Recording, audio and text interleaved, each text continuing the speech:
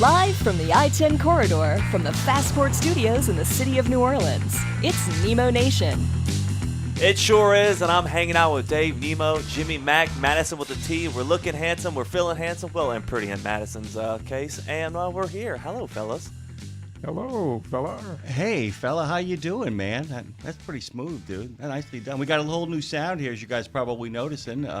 Claire Marie has given us a goose in the caboose. Phone Master Dre is his charming self after a nice long weekend. And you got a chance, by the way, Dave, before we dig into anything kind of particular here on this particular moment known as Nemo Nation at the Fastport Studios. You had a nice little weekend too with the old wife. You went and saw a little something, didn't you? Oh my goodness, a little big something. Yeah, we went to see Superman, and I got to tell you, this is going to sound strange. That movie was so good, and I teared up a little bit when the credits started rolling. Oh yeah. I mean, it was wonderful.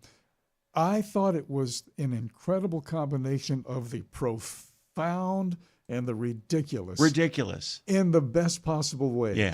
I mean, there's a scene between him and Lois Lane where they're talking and they're having a sad little romantic moment between them. And in the background, all the other superheroes are fighting a cosmic evil. You remember that moment? Yeah. I mean, it's that kind of stuff, guys. Yeah. It really is. Oh, it's my like some goodness. really fun stuff. It's really... He saves a squirrel. He saves a squirrel. I mean, there's a whole sequence where you realize the entire movie, which is, by the way, real Superman as opposed to Uberman. You know, Uberman is when he goes around killing folks. Mm-hmm. Superman is when he can really beat the bad guys easily, except for the fact that there are people to save. Yeah. And that, by the way, goes all the way back to the original one with Christopher Reeve in the second film when he actually leaves Metropolis to protect everybody else. He can beat them, but he doesn't want to take the chance of getting innocent people killed. Priorities. Yeah. By the way, you can climb a mountain today with your sons and daughters and perhaps straighten their teeth with braces or a retainer because after all, it's Mountain Day. It's also Sons and Daughters Day, although I feel like when you're a parent, every day is Sons and Daughters Day. Why should we celebrate any of those people? And, and then they remind you that it's Straighten Your Teeth Day, which means as a parent for your sons and daughters, you got braces and retainers to buy. I wonder if our friends out there on the road think about that when they're driving around and they got kids. Every mile I turn is one more dollar that goes to the dentist. But out on the golf course. Yeah, right? Exactly. Charter's going like, why don't I get to hit the links? But Dave, it's a more kind of interesting national day of, a kind of a strange one based on an earlier event. Take it away. Yes, today actually is Presidential Joke Day. Ooh. Back on August, yeah, really. That's not pointed at any presidents, although some presidents have been jokes. It's presidents telling a joke. Day. Yeah, let's make that really clear. I'm going to make that really clear. My fellow Americans, I'm pleased to tell you today that I've signed legislation that will outlaw Russia forever. We begin bombing in 5 minutes. Ooh, I remember that. I remember that really well. And I remember a lot of Americans, some of them chuckled, but other ones kind of went, hey, man, it was at the height of the Cold War, too. I mean, this is before Gorbachev. This is like, there's almost a moment, people forget, Reagan came really close to pushing his luck and almost started World War III. Oh, man, I'm telling you what. Not with that, yeah, but with other things that had gone on. What happened was he's doing his regular Saturday evening broadcast on NPR, and they're in the room ready to go, and he's joking around on the mic. Now, we just did mic checks here. Right. We do that before every program. And they were doing the mic check, and they didn't know that the mic was hot. So back in 1984... Which Dre, by the way, told us before we went on the air. He said, your mics are hot. So we went, shut it down, man. Yeah. Thank you, Dre. So, and stuff like that happens, and the networks have always kept it behind the scenes, made it private and things like that. This one, though, wound up on the front page of the London Standard newspaper. Then CBS aired it in their Monday evening news. The folks in the Soviet Union, was still the Soviet Union at that time, they thought it was monstrous. And they actually put their military on high alert during that time. Can you imagine James Baker, who was the chief of staff, that James Baker walking in and going, Mr. President, could we talk a little bit about what you say on microphones? Regardless, do you realize how much of Ronald Reagan's life was completely based on microphones?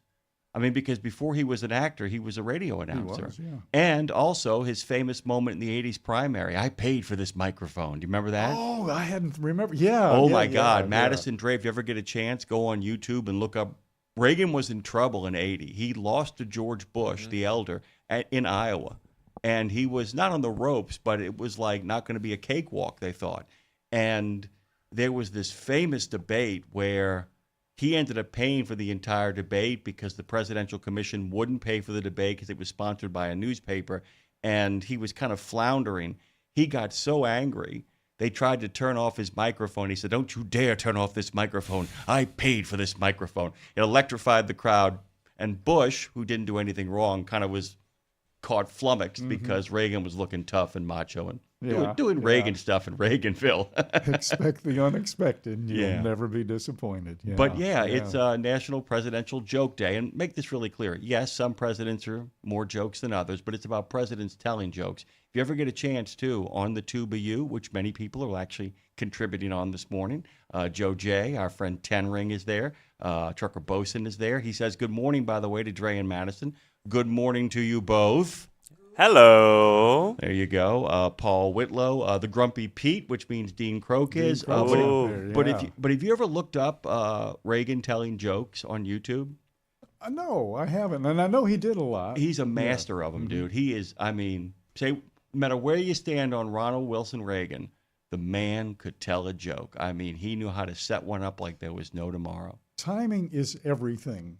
And when it comes to telling jokes, timing is essential. You have to be able to pace it out. You have to pause in the right place. You have to, speed up in the right place. What is the key to telling a joke well?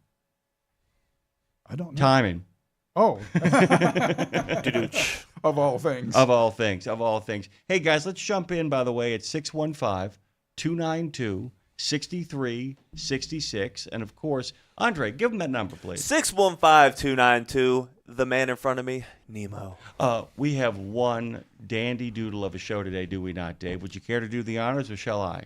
Well, I'll tell you what, I'll start off and you can pick up when you feel like jumping in here. Kent Grisham is going to be joining us from Nebraska. We're going to the heartland. Last week, Eric Sawyer from the California Trucking Association was with us, talking about the Advanced Clean Fleet Rule pullback. Well, it was Kent and the gang there in Nebraska that put together 16 other states to join California to kind of push on that. So we're going to kind of see if the dust is cleared a little bit, because there has to be next steps. So we'll find out what the next steps might be. Anne-Marie Lynn. Elizabeth Barna introduced us to Anne-Marie, and she's going to be joining us this morning. She's the Director of Business Development and Marketing at U.S. Legal Services. Do you want to hear why Elizabeth Barna introduced us to Anne-Marie? Why did Elizabeth Barna? Oh, that's not a joke, is it? Timing. Timing, actually. Claire Marie, who does all the programming for us and does those wonderful new sound designs that you've heard, Claire Marie had reached out, and I thought, with good reason, saying, Elizabeth, I need some help. I got a lot of dudes in Dude Town on this show, and that's as it should be, because it's an industry dominated by dudes in Dude Town. I just made a post on LinkedIn, by the way, about women in trucking behind the wheel. And we'll talk about that maybe later on. But Claire reached out to Elizabeth Barna, who, by the way, knows where all the bodies are buried and where all the trucks are broken down, and said, I just need some more ladies who actually know their stuff. And Elizabeth said, okay, here's the bullpen. Speaking of that, Ellen Voy is going to be here tomorrow. Oh, yeah, she just wrote a book. Yeah, just wrote a book. And in its category, it's a New York Times bestseller. Can't wait to talk about that as well. I'm sorry, Dave, I cut you off. So we were at Anne-Marie Lynn. Who's next? Oh, our dear friend Ben Wilkins from NMFTA. There has been a controversial discovery about some of the cranes at our ports that are spying on us. Chinese spy cranes of all things. cranes. It kind of reminds me of the Japanese sending those balloon bombs across over to Oregon during World War II. They're strange things. But these aren't flying cranes.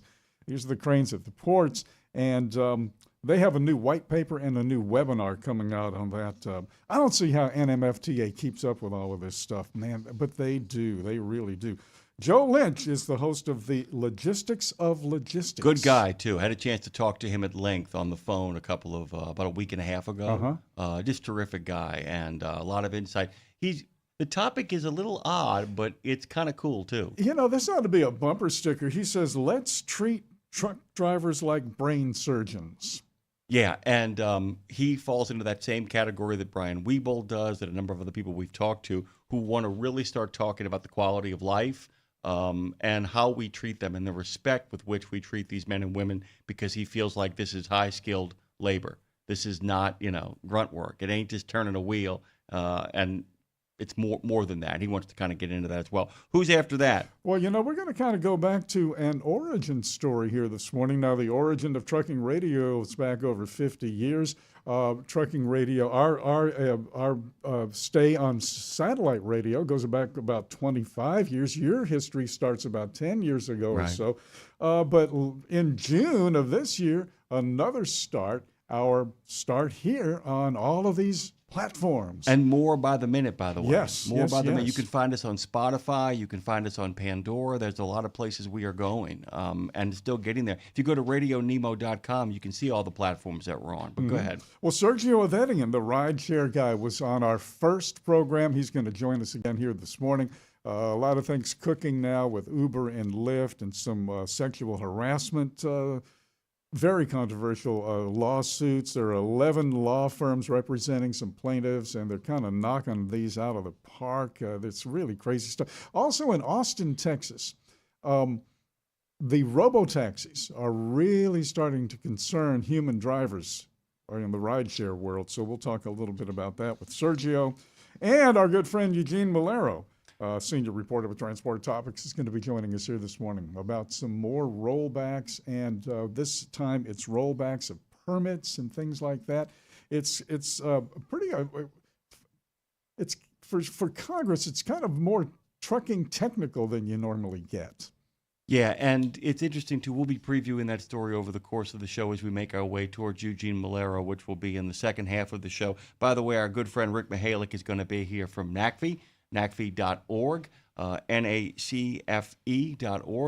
By the way, I've really enjoyed these conversations. What a good project this is to embed yourself with all these different companies, each of them not doing one thing, not doing just EVs, not doing just hydrogen, not doing just diesel, but like all of the above. It is like looking at the all of the above strategy. And Rick Mihalik will be here. We'll talk about who he's going to be talking about in just a little bit as well. And then a friend of ours who we've been dying to have on the show is bringing a friend along with him, is he not? He is indeed. Scott Greenerth is going to join us. He's been kind of dubbed the parking guru now.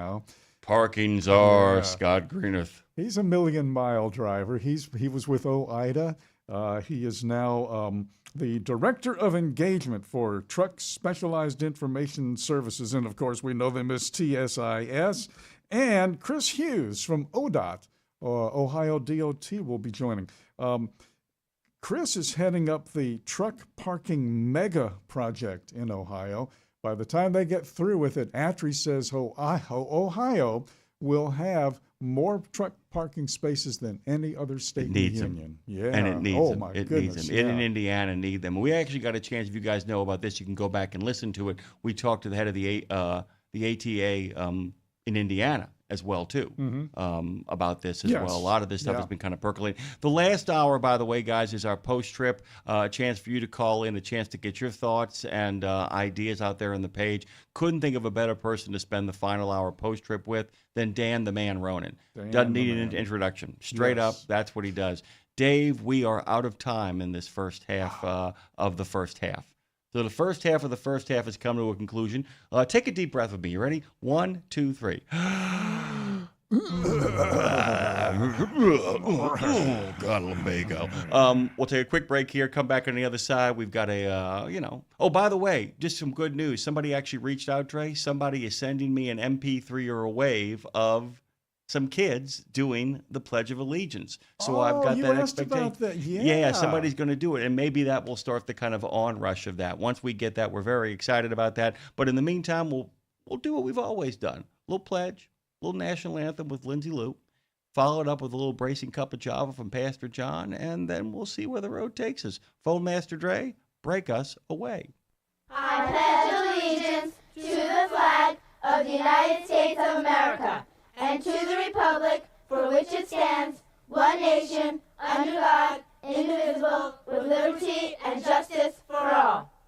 Oh, say, can you see by the dawn's early light what so proudly we hailed at the twilight's last gleaming, whose broad stripes and bright stars through the perilous fight o'er the ramparts we watched were so gallantly streaming, and the rockets rock alive, the bombs bursting in air gave proof through the night that our flag was still there.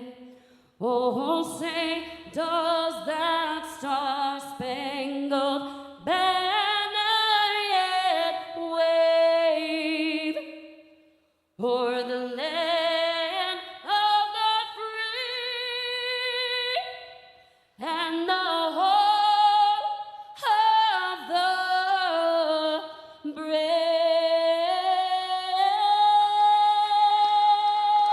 Let's wake up and get our day started with a cup of Java with Pastor John. Brought to you by the Bennett family of companies.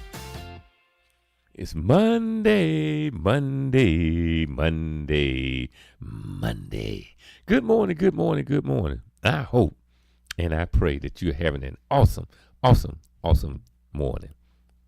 In Psalm 37, verse 3, it says, trust in the Lord. Now watch this. He says, trust in the Lord and do good. Dwell in the land and befriend faithfulness. Now watch what the songwriter says. He says you got to trust in the Lord. Now watch this. And while you're trusting in God, you have to do good. Because if you're trusting in the God and doing evil, then what you're doing is promoting an evil agenda. But if you're trusting in God and doing good, then you'll be able to befriend people that don't have faith. Meaning that you'll be able to give a stronger testimony as to how awesome your God really is. So God bless you, brothers and sisters, and enjoy your Monday. Java with Pastor John is brought to you by the Bennett family of companies, offering top competitive pay, industry-leading fuel discounts, and many more incentives. Visit drive4bme.com. Well, thank you, Pastor, and it's looking like an awesome, awesome day so far. 615-292-6366. Those phone lines are open. 615-292-6366. Those phone lines are, in fact, open. By the way, if you are climbing a mountain today or hugging your sons and daughters or maybe helping them straighten out their teeth at the dentist or celebrating the jokes that presidents tell, you are celebrating a national day of, and that national day of is celebrated by truckdown.com because the quickest way back to the party is Truckdown. Since 1997, Truckdown has been cause for celebration for truckers searching for maintenance providers. Go to truckdown.com, and after that, celebrate. A lot of people are celebrating Saturday Night Lights. A lot of people are going back to school these days. And in going back to school, they're getting back into band practice, although many people who actually play high school football, the kids that play high school football and are in the band, have already started their practices. Many a band will be taking the field for those Saturday Night Lights and playing the national anthem. With that in mind, Dave had another idea he wanted to pitch at you guys, along with our Pledge of Allegiance idea. Well, this is not a new idea. It's something we did about 10, 15 years ago. And we got about 6 or 8 recordings from high school bands because we play the national anthem every morning. Have always done that on every format we've been on. So if you have a student, a son, daughter, or if you know some kids in high school or even a middle school, or I don't think grammar school bands are playing national anthem. No, they're not there yet. No. But if you have a band, and they play the national anthem like at football games and things, send us a recording of that band Tell us the details about who, the when, the where, and the whys and everything. Give us some contact info. Send an MP3 or a WAV file of your school's band's national anthem. And we'll get it here. Claire Marie will fix all the audio on it, clean it up real good for us.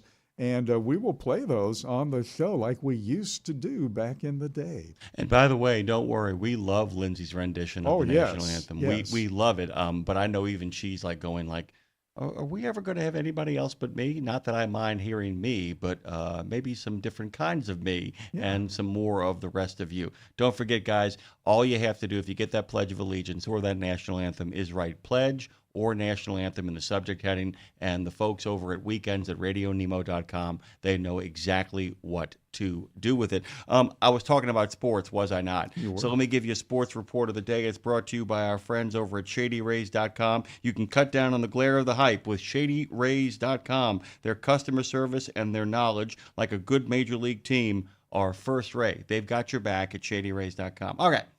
Hear about this, Dave, over in Connecticut, about the two anglers that got the thresher shark? No. Oh, my God. 16 feet long, which means it was only a half a foot smaller than the boat they caught it in. We're going to need, well, forget it. 700-pound thresher shark. And this is like priceless, out of Connecticut. 700 pounds. 700 pounds. So two fellows named Ed Lovely, I kid you not, that was his real name, and Mo Giovanni. I mean, that's like right out of Central Casting, out of Connecticut. Right. Ed Lovely and Mo Giovanni hooked a fish only a half a foot smaller than the boat they hauled it into. Unbelievable. Some quick notes about the major leagues. The Yankees. Where do they have to jump out and swim alongside? It really is. I mean, it's old man in the sea stuff, dude. I mean, if you read the full story at UPI News of the Odd, I mean, Ben Hooper, by the way, who does a terrific job curating that entire page. He really does, guys. That's got to be a cool job. It's a cool job. We're going to get him on at some point because it really is a cool job, and he does a great job doing two things: not just summarizing the story, but putting his own twist on it, but also giving you the available links to get the bigger details and the bigger picture. Often embedding videos with it. It's real old man in the sea stuff. Wow. If we have a little more time in the second half when Breaker Talkback arrives, we didn't mention that, did we? Tara Garris, the turtle, will be here in short order with your comments, criticisms, insights, and thoughts. All right, so Major League Baseball, there's too much going on to report the whole thing, but the Yankees fell to Houston. I'm not here to talk about the Yankees. I'm here to talk about the Mariners. Wait a minute. How did I get there? Houston needed that win bad because it is now only a half game ahead of the red-hot Mariners, who are winners of 9 of their last 10 games and have closed the gap that was up to 7, and it's now down to a half a game. We'll keep on tracking that. The Mariners beat Nick DeMayo's Tampa Bay Rays 6-3. And on this day in 1980, Mr. October himself, Reggie Jackson, hit his 400th home run. Welcome back to Nemo Nation. Give us a call at 615-292-6366. Good weekend, huh? Great weekend. Yeah. And you actually had noticed that the movies actually were kind of ready to receive you.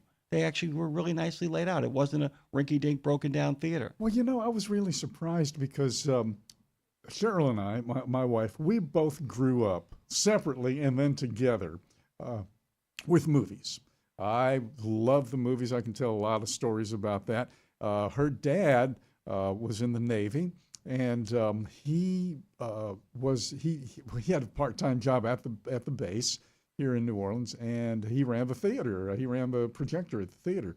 So she did a lot of. Anyway, we went to the theater, and we hadn't been in a long time. I mean, we used to go couple of times a week, and then COVID hit. Blah blah blah blah blah. So fast forward, you talked so well about Superman that we said, we're going to go see Superman. Yeah, and I'm really, it's like my mom and dad. I'm very, very careful. If I get to know you as a person, I can look at you and say, was the movie good? Yeah, you wouldn't like it. Mm-hmm. And there are times where you say, was the movie good? Absolutely, you would love it. And I just, knowing Mrs. C and knowing you, I said, man, this is up their alley, both of them. I know you're not crazy about all those Marvel movies. They're okay as far as you're concerned. Yeah. Cheryl's much more into that. She is. But I knew that the Americana of Superman, because the other thing it did, too, is it made him more of an American again. People forget that. People think like, oh, Henry Cavill, he was great. But that was a very, very international Superman. This one involves himself in international affairs,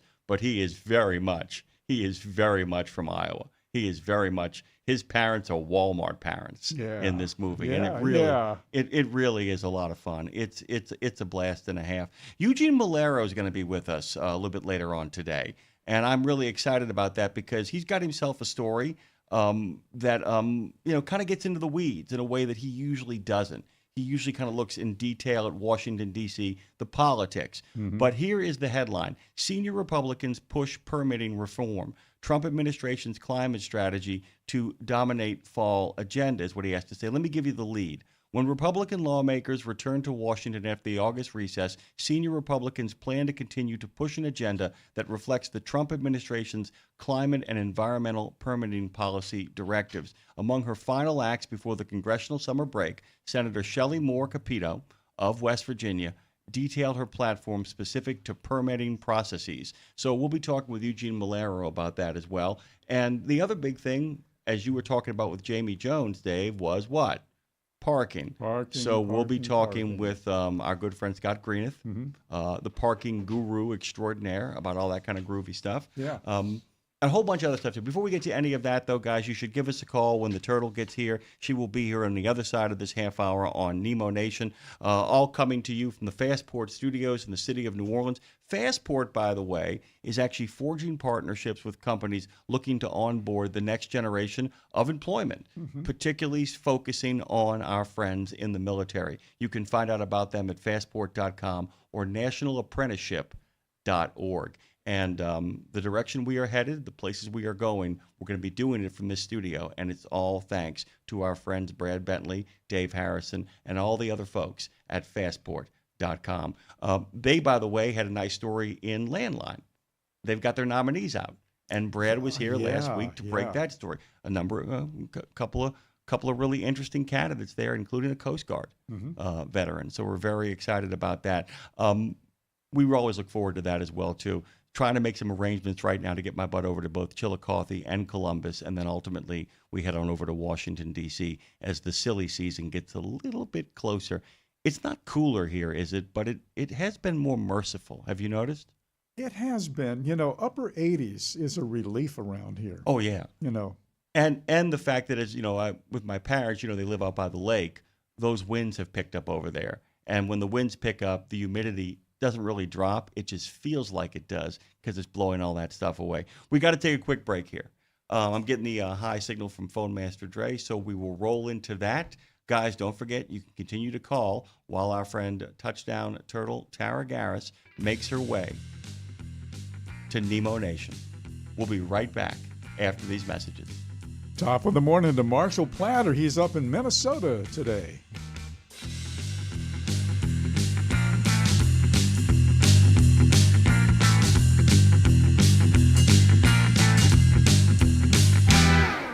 Exceptional value and exceptional values. That's Bennett Trucking. A core commitment of faith, family, and freedom has driven Bennett to being the leading provider of innovative, integrated transportation solutions, both at home and abroad. Bennett's values are not just compatible with providing high-paying jobs and unmatched customer service. They're inseparable. If you're looking for an employer or a partner who believes the best business model is being a model citizen, then Bennett Trucking is the place for you. Go to BennettIG.com and find the folks who share your values.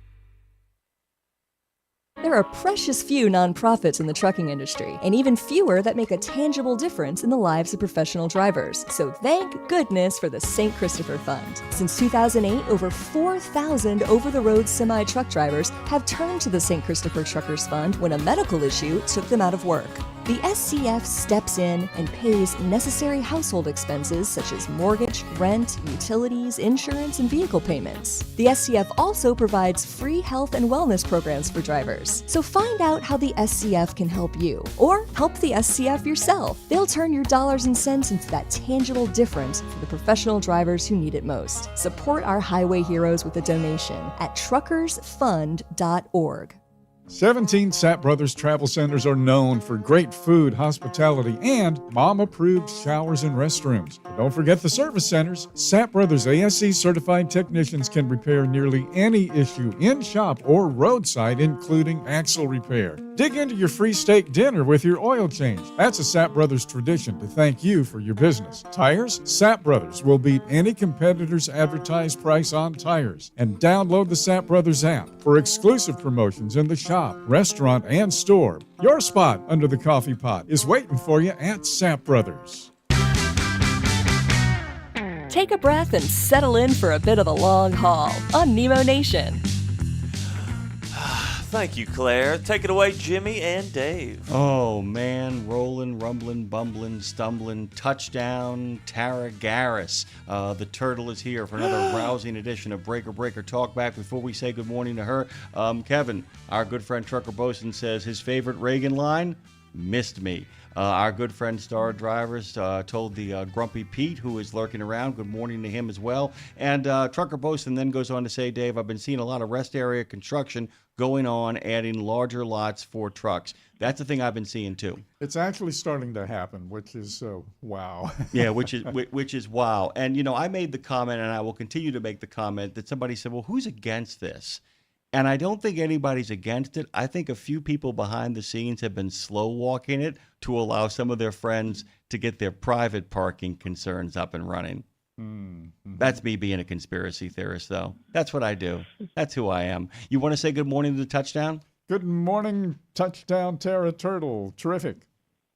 Good morning, Dave. Not necessarily in that order. How you doing, Never Turtle? in any order. I'm doing good. How about you guys? Did you guys have a good weekend? Yeah, really did. Dave got to see Superman. I got a chance to take my mom to get her nails done. My dad to do his shopping. Awesome. Took them to Mass and was able to run some errands with them. We were hoping to see the same movie that Dave saw. But, they're 82 years old. Dave knows them well. They're doing better than they've done in a long time. But it's still a lot to ask somebody at the end of a long, kind of busy day like that, for old folks to kind of go over a movie. So they kind of begged off of it as well. I got a chance to see Weapons, which scared the hell out of me. Nice. Scared the hell out of me. And I don't get scared easy, by the way. And if you think you know what's going on in that movie, Turtle, you have no idea. I tell people already, just buckle up because strange things are headed your way. Yeah, it was a really good weekend. How was yours? It was good. I actually, just laid on the couch with my husband for an entire day on Saturday and watched drifting, and we don't get to do just absolutely nothing very often, so it was very nice to just do nothing. I will tell you that along with Phone Master Dre, I can't think of two people who deserve that more except for a couple of our listeners out there. But man, oh man, yes. so well deserved. What do you think about Claire's new sound design for the show? Oh my gosh. When I got that email, I was giddy and excited. And then I read the first line and it was like, don't listen until you read this email. I was like, no, it felt like Christmas morning. I was like, I can't open the gift right when I get it. I have to wait. No. And then I did read the email, I promise. And then I went through and they were so good. And I'm so excited. They're so impressive. Yeah, and the other really fun thing about it was is that Claire wasn't done. Is that I opened the file up late last night. I'm like, oh wait, all the rest of the stuff has now been added. So we're over the moon and groovy and pretty happy about stuff. Speaking of getting things in emails, thinking of getting stuff online, thinking of getting comments, you actually are here for Breaker Talkback. So along with our good friend Jerry Bowers says good morning. Our good friend Marshall says good morning. Our good friend Trucker Bosun says good morning. So I will say this. Go on. Thank you. I actually have a comment from Jerry that's later if we can get to it. Hopefully. I have a lot. But the first stop, we're going to take a step into our website inbox. If you do not know, you can visit RadioNemo.com, click Contact Us, and you can actually send us messages directly. And if you'd like your message featured on this segment in particular, you can select Breaker Back Talk submission, and you can fill out the form, and then they will come on air. But this first message comes from Elizabeth G., and it says, so glad we found you on Radio Nemo's new platform. We tried listening to Tim Ridley, and we really like him, but I missed the national anthem, Pastor John, and of course, Claire Roy's voice, which is super iconic that, we had that this morning. But we listen at home. We're not truckers, so I'm retired from the Postal Service delivering mail. You guys provide so much information. Almost forgot. Love you too, Jimmy Mac. Thanks, and keep on trucking. Oh, well, thank you. And by the way, it's interesting too because I was fascinated, Dave, by the way truckers listen is that they'll go away for 2 months and have jobs that don't allow them to listen or don't have Sirius XM or any other service in their car or their truck while they're doing their job. And then they'll come back to us. And some of them came back and are like, well, where'd you go? Yeah. And some yeah. of them thought we were gone. And then what's happening, which is so great, and people like Jerry are sharing stuff. People like Joe J shares a lot of stuff. And they're coming back to us, Dave. It must feel pretty good when all of our old friends are starting to arrive again, right? You know, it's kind of strange, too, how much faster things are moving, Tara. Back when we left AM radio and went on to satellite radio on XM out of Washington, D.C., folks started hearing us, the same thing. Hey, where did you go? Oh, I found you here. Folks were doing that for 2 or 3 years. It took 2 or 3 years for folks to find us on satellite radio. It's taken 2 or 3 weeks to find us now. It's a pretty easy Google search there, Dave. It's just Radio Nemo anywhere. Yeah. Anywhere you want to look us up. Absolutely. It's pretty And simple. you can right say in your it to pocket. Alexa. You can say it to Alexa, and she brings us up Yes. now. It's really kind of cool. I actually looked up Nemo's Night Beat on Google, and the AI gave me a perfect description of the show. Wow. That's insane. Like, we haven't Robots really you can even trust. pushed that much. Like, it's kind of been like this little secret treasure gem that you can find at the end of the show. And it's already have AI. That's Kind of insane. like a soft opening, Yeah, and what's exactly what it is. This is interesting too, Tara. Speaking of Nemo's Night Beat, I want to give Dave a chance to take care of this. He's got another Night Beat. You got the COVID, and you got through that. Now you're done with the vid, Yeah. and you're back to doing the Night Beat. Tell people what's going on with Night Beat, Dave. Oh, yeah, tonight at 7 o'clock Central Time on RadioNemo.com, YouTube Radio, iHeartRadio, Alexa, and... Not YouTube. Oh, not YouTube Not yet. YouTube. You can't do YouTube. Can't do YouTube. But Sorry. It's okay. Go on. But, okay, it's out there. And tonight's program is going to have something that'll really take us back again to our origin story. Got one of Charlie Douglas's classic recordings on the program. So Awesome. I didn't know that was Wow. coming. Yeah, That's some yeah. groovy stuff. So we got to get the word out on that. All you guys. Andre heard it for the first time. Oh, how That was pretty cool. it was cool stuff? Yeah. Oh, very cool. Yeah, Charlie Douglas has a very distinctive voice too. Much lower that low thing that he does there. That whole low thing that he does there. That Charlie Douglas voice. Very cool, very cool. So that's Nemo's Night Beat at 7 o'clock in the center, 8 o'clock in the east on RadioNemo.com. Hit that 365 button and you will be listening. And then tomorrow night, 10 p.m. Eastern on Wreaths Across America Radio. By the way, we had Jeff Pierce stop by the studio just the other day. We've got him on one of our pieces of content with Chris Gonzalez. Very excited about it. Said some really nice things about you. He actually normally requires 5 existing episodes before he begins, and he took yours from the moment you started, Wow. which says a lot, by the way. Tara, go on. Well, actually, DM Henderson commented on the reel about Nemo's Night Beat from the other day and said, is the Nemo Night Beat a regular program? I love it. So very happy that you hit that. And it is, by the way. Dave had And it is. Well, it's kind of an irregular program, but Yeah, I mean, from an irregular mind, it's an irregular program. It's an irregular program. And by the way, But although it's not a one-hit wonder. it's not a one-hit wonder, absolutely not. It is weekly at 7 on RadioNemo.com on Mondays, and then at 10 o'clock on Rees Across America Radio. So it can be checked out there. And by the way, it's got that old road gang feel because that's what it's going for. Feels really, really great. Go on, Tara. Well, we got another message on the website from a retired driver named Joe M., and he writes, "Hi, Dave. Looking for the song that was on the B side of a 45 that you used to play now and then. It was a song by a young lady talking from a tugboat out to drivers. I'm hoping to find it to be played at my funeral." Oh, my goodness. That was Lori Jacobs, Tugboat Annie. And it was really a remarkable song, just beautiful. And we will find it. The fact that you just have this like mental catalog and physical catalog of all of these songs is just insane to me that you know, and you can just off the top of your head, just, yep, that was this, is so crazy to me, Dave. Yeah, it's kind of nuts because we can go through the. And by the way, Dave was not prepped on that. I looked at Dave like, oh, No. I was looking at Dave going, do you know this? And he was like, he just Uh-oh. started nodding his head at me like, I got it, I got it, I got it. Very, very cool, very cool. Do you ever want to play those games, or like somebody holds up a record with the A side and you have to guess the B side? You ever play that game, Dave? I've never played that game. I think we I should used do to it. play make a those real records series. though Yeah. on the radio. Well, I mean, in some ways, the road gang was about B-sides, It wasn't it? was, yeah. I think the classic story from my own boyhood back in the late 50s, the classic B-side story for me was Johnny Horton's Battle of New Orleans. Battle of New Orleans. In 1814, we took a little trip, and that was the B-side of sappy love. Of course, for us, grammar school, there's a sappy love song called "All for the Love of a Girl." Turned our skin cold, listening to that. But then some disc jockeys decided to turn it over.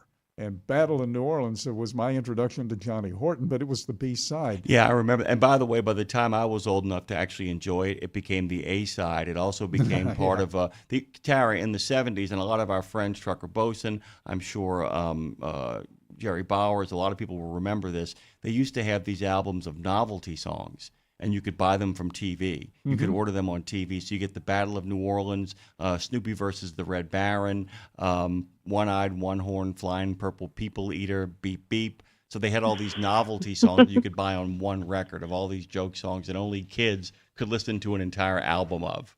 You know what I'm saying? Yeah, but the Battle of New Orleans, That's really cool. But the Battle of New Orleans would always play right before Snoopy versus the Red Baron. After the turn of the century in the clear blue skies over Germany. That's the kind of standard thing. They always have there's a patter to them. They talk more than they sing in those songs. Wasn't Sopwith Camel the name of the band that did that song? Yes. I think it was. Of course you'd remember that. They played here. I was in a group. The place is not. There was a nightclub on the corner of Canal Street and Claiborne here in New Orleans back in the '60s, and they came. The band I was in played there on a regular basis, and Sopwith Camel did a show there one night. Pretty cool. Oh my God! And by the way, when we get a chance, can we? Do you feel ever comfortable talking about Dr. Demento? Oh yeah, we used to love Dr. Demento's. Yeah, program. and by the way, Tara, remind me at some Pencil point. Geeks. Yeah. Remind me at some point to have Dave give a history of Dr. Demento. By the way, speaking of that kind of culture, it's the 50th anniversary of the Rocky Horror Picture Show next month, right? Yeah. 50 yeah. years of that nonsense. wow. A different set Wow. of lips. Go ahead, years. Tara, though. Go on. I love when you guys go off on little tangents like that. It's my favorite thing to bring comments that make you guys tell stories. It's literally what the segment is all about. So thank you. But I do have two comments, Dave. This is kind of I don't want to do like a pop quiz today, kind of, but we're kind of here. So these next two comments are from people that you may know from your past. I don't know. It could be scary. It could be fun. But this comment says, Dave, I don't know if you remember me. I did marketing and promotions for WWL in 1987. The big promotion I got to work on with the Road Gang was giving away a Marmon truck. I just ran across your name and your new show. I don't need anything. I just wanted to say hello and share how fondly I remember my time with WWL and the Road Gang. You always treated me with respect, and I learned a lot from you. Keep up the good work. That was from Brad Waldo. Do you remember this person? Oh my goodness, yeah. And the strange thing about mentioning that particular truck show, it was up in Chicago, and on Nemo's Night Beat tonight, 7 o'clock Central Time, I am going to play one of the comedy routines from, not Charlie Douglas, but he's on there too, but Bob Newhart that he recorded in 1960. And it has a personal connection to the city of Chicago and the fact that we were there to give that truck away. So I won't give anything more away, but it's pretty cool. It's fun. Yeah. Well, it feels like we rehearsed this or something. I promise you guys, We have not I'll be spoken. honest. We have not spoken. I did these at like 10 o'clock last night. I'll be so honest. I took my weekend and I did these late, but That's okay. Crazy. That's what you're supposed to do. By the way, before we actually get to the next comment that you have for Dave about bringing the past back into the present, our good friend Junker picked up sticks in Mississippi yesterday. He's home this morning. He's got a doctor's appointment this afternoon, delivery tonight before midnight in St. Louis, and he says good morning. And after Tara gives us the next comment, we're going to get Chowder on the line here really quickly. He's giving us a call. Oh, please. But what do you got? What go on, Turtle? Go on, Turtle. But speaking of old friends, Dave, do you know Larry Zaney? Yes, went to high school. Went to college with him at Loyola. Yeah, great guy, wonderful broadcaster. We got 2 messages from him, but get this, Dave. They are 10 years apart from each other, and we didn't see the first one, so he messaged again. The one from 2012 says, "Are you Dave," redacted last name, "from our Loyola days? I remember you using the name on WLDC radio days. It'd be good to connect with you after all these years." And then we got a message from 2022 that says, "Dave, just trying to connect again. 10 years after my last message. You've come a long way since your Loyola days. We have a student radio Facebook group from Loyola if you'd like to join, and I have the link for you, Dave, if you'd like it. All the best, Larry." Wow, I just thought that was insane. I'm not 10 years apart. I'm look, and Jim will attest to this too. I'm not good at getting back to folks. I never forget anybody, but I just forget to get in touch. You remember not to get back in contact with them. Right. WLDC was the radio station at Loyola. Started off as WOLF, but then we found out somebody else had that someplace. I think it was up in Connecticut. Anyway, the W is for the fact that we were east of the Mississippi River. L is for Loyola. DC stood for Dana Center, which was the student center or the student union, where the cafeteria is and all of that, and the bookstore and all of that is. We were in the basement of the student union, or the Dana Center, had the TV studios down there, the radio studios, the film editing booths, and all of that stuff was down there. Now at Loyola, it's a beautiful, modern the Roussel family dumped a ton of money, and the Bensons dumped a ton of money. Yeah, just an incredible And Dave complex. can tell you, and my father, by the way, actually can put his name up there in glory, because Dave can tell you it was a quiet little southern school that a lot of people didn't know about. And then my dad was on Quiz Bowl, and they ended up winning. They ended up winning like 3 tournaments on national television. And people said, "What's this Loyola thing about?" And then Dave was part of, the first kind of gang of people that essentially became their communications department, first graduating which is ranked among the top 20 in the United States now. Wow. It's kind of crazy stuff. But we got Chowder on the line, guys. We're going to bring him in now. He's been patiently waiting. Good morning to you, Chowder. Welcome to the party. Morning. I can almost hear you, Jimmy. Good morning, Dave, who I can't hear. And good morning, Dre. That's on that's being on the phone, though, right? That's from you being on the phone, right, not on. Okay, just want to make sure. No, just on the Yeah, you scared me. It's all right, Turtle. How are you doing this morning? Turtles are okay Good, to how scare are because you? they can hide in their shells and they'll be all right. Yes, exactly. Hiding in my shell. Yeah, I'm a little tired because I found this little show on the CW called The Outpost, and I'm trying to binge watch 4 seasons in like a day. I'm proud of you. To be tired. I'm not familiar. Yeah, What I'm is the halfway Outpost through about? season 3. I made an honest attempt. Yes, you did. Dave is asking, what is the Outpost about, Chowder? But I can't hear you, Jimmy. Oh, So, Dave is asking, what is the Outpost about? Tara, What is would it you tell about? him what I just said and translate for me, please? Yes, what Did is he the wa- show about, Chowder?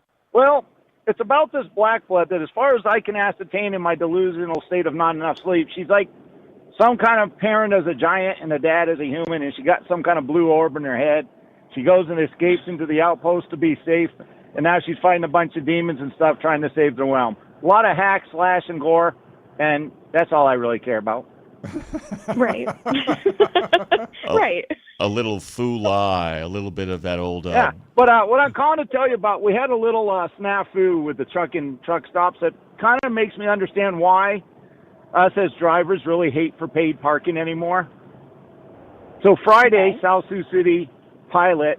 I'm trying to find a microwave to cook my burrito to heat up because they don't have anything hot there, and I'm on the fuel line, so I don't really have time to go into their Burger King.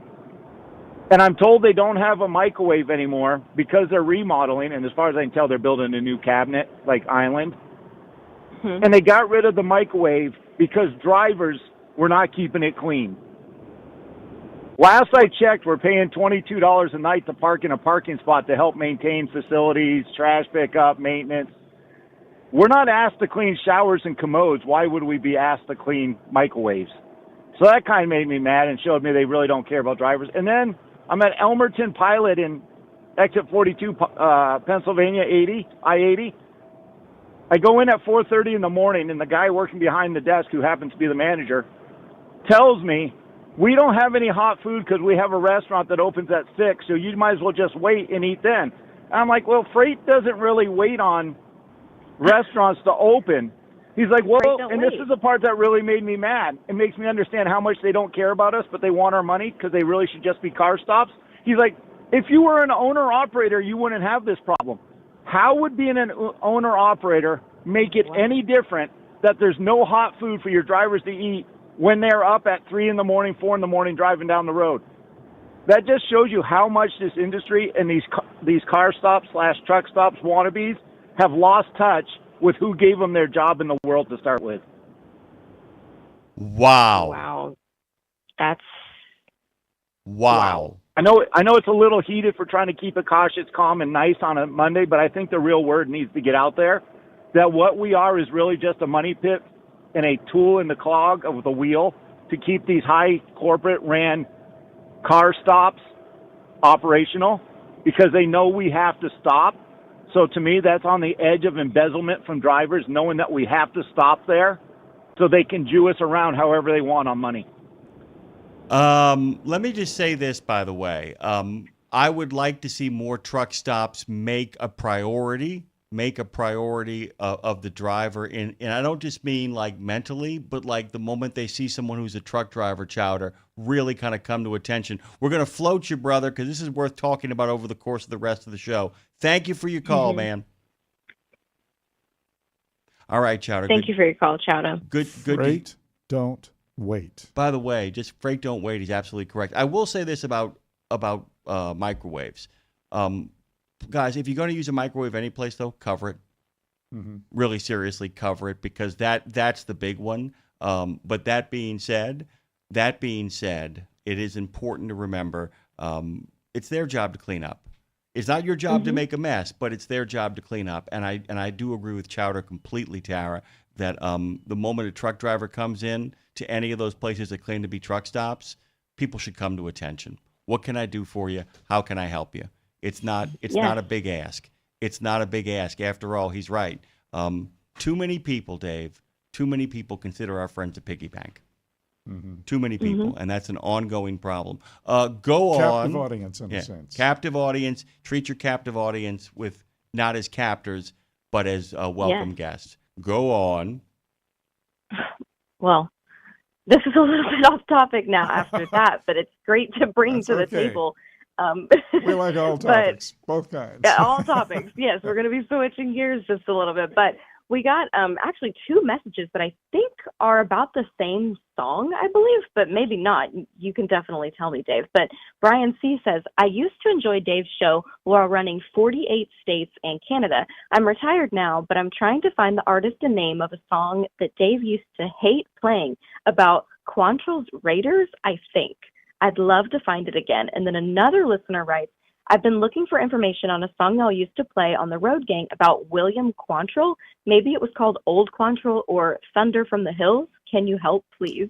Yes. I knew it. Okay. That was John Ellis. And for decades, that was recorded in the early 80s here in New Orleans.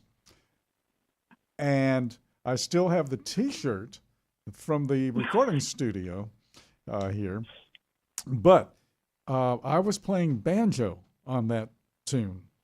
It was called Quantrell, and it was. And I don't know why he thinks I hated playing the song. I used to love playing that song, Maybe it was a joke. I don't Maybe know. it was a joke. Yeah, I think so. And if I ever gave that impression, it would have been a joke that I was telling. But no, Quantrell, John Ellis, he was a local musician, artist here. We used to play at a coffee house, which is now called the Neutral Ground, which is that's a double pun for New Orleans. And it used to be on Daniel Street, just one block off of St. Charles, on the corner of where De La Salle High School is. It is now moved to the Riverbend area, right where Southport is. It's in an old church now. Some of the folks that I play music with at the Spotlight Bar and Grill in Metairie on Wednesday nights for Mayhem, which is an open mic jam session, a lot of those folks also do music at the Neutral Ground now and stuff. So, I can't find John, and I can't find that song. It's a real shame because it comes up every few years. A lot. It'll come up. Yeah. And it's that's Quantrill, correct? Yes. Quantrill. Yeah. Yes. Well, we'll see if we can find it. We'll begin the search again. Yeah. We will begin the search in Deep earnest dive. again. You got about 1 minute, Tara, so go on. Oh gosh, I have 3 comments. Which one should I pick?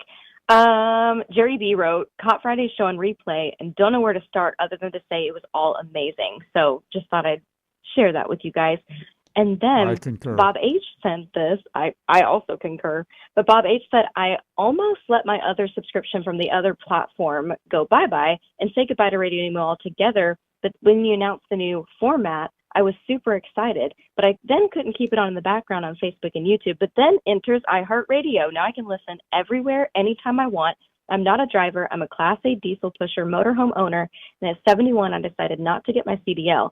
But I love the new format. Love staying informed on all trucking issues and the entertainment from Jimmy and Lindsay. Keep up the great work.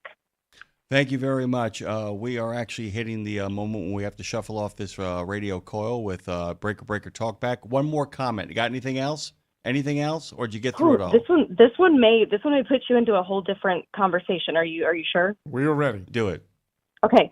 It's from Fred Fargo 65, and it says, Dave, which stretch of highway has changed the most since you first started talking to drivers back in the 70s? I will leave you with that if that's going to take you into a full different dimension. Yes. Okay. I'll have to start scrambling my brain or unscrambling my brain. Think about that one. 75, 70 comes to mind. The ride to Atlanta comes to mind as well. Going from New Orleans to Atlanta is a lot smoother and a lot easier, a lot less hectic. Until you get to Atlanta, then it becomes something a little different. Yeah. I mean, all kinds of great stuff, right? I mean, Yeah.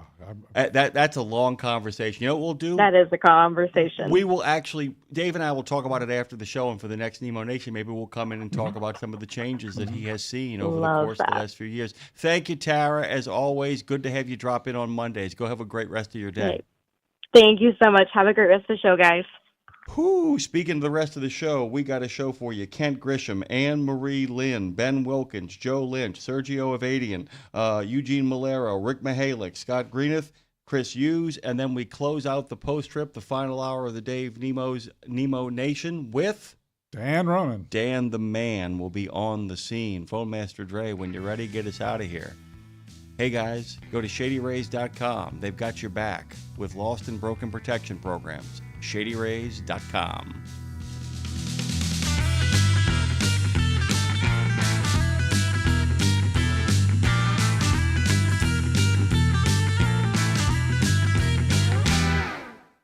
Okay, you've heard the horror stories of how folks have lost their life savings when the market tanks. Is there a way to invest and make money without risk? Believe it or not, yes. Since 1995, Americans who cannot afford to lose their investments have used fixed index annuities. You get guaranteed income and protection from market downturns. It's a win-win for you and your future. And to learn more, dial pound 250. Use the keyword Truckers Wealth to get in touch with them today. Live hard, drive hard. Shady Rays has got you. If you want a pair of sunglasses that keeps up with your adventure on the road, Shady Rays has got you. If you want to keep your eyes on the journey ahead with a price point right for your lifestyle, Shady Rays has got you. Premium polarized sunglasses with a lost and broken protection program and 30-day risk-free returns and exchanges. Drop in that code RadioNemo at ShadyRays.com and get a 35% discount and make sure you can see where the action is. They got you at ShadyRays.com. Check out the new over-the-top lineup at participating Country Pride and Iron Skillet restaurants. 3 gigantic sandwiches loaded with flavor. Try the chicken parm stack, the big country combo, or the ultimate smash melt. The ultimate smash melt. 2 delicious smash burger patties, surrounded by 2 grilled cheese sandwiches. 2 sandwiches in 1. Visit your favorite Country Pride or Iron Skillet restaurant and come hungry. Available for dine-in only at participating Country Pride and Iron Skillet restaurants inside TA or Petro Travel Centers. Buckle up, because we're merging back into traffic on Radio Nemo's Nemo Nation. I'm buckled up and ready to listen to some more of this show. Take it away. Thank you very much, Phone Master Dre. You guys are enjoying, as we said, we've been onboarding a whole bunch of stuff over the course of the last couple of weeks, working out the Kinks as we, by the way, I really love the Kinks as a band. Yes. I'm a big Kink fan. That came out completely wrong. Climb a mountain with your sons and daughters, and perhaps while you're doing that, figure out how you're going to pay for giving them retainers and braces, because after all, today is Mountain Day. It's also Sons and Daughters Day, although I feel like when you're a parent, every day is Sons and Daughter Day, and, it's also Straighten Your Teeth Day. I might actually do that late in life. Because I'm only People are doing that now. Well, I'm only one tooth away from getting it done. I actually talked to the dentist, and they're like, it's just one little thing you got to straighten out. It isn't like braces or anything. They're just one little thing you got to get straightened out, and they can work on that. It's also National Presidential Joke Day. Before we welcome our first guest, Kent Grisham, here on the show, and you got a couple of things we're going to add before we jump into a very fast and furious lineup. Indeed, and if you weren't with us in the first hour, today is Presidential Joke Day.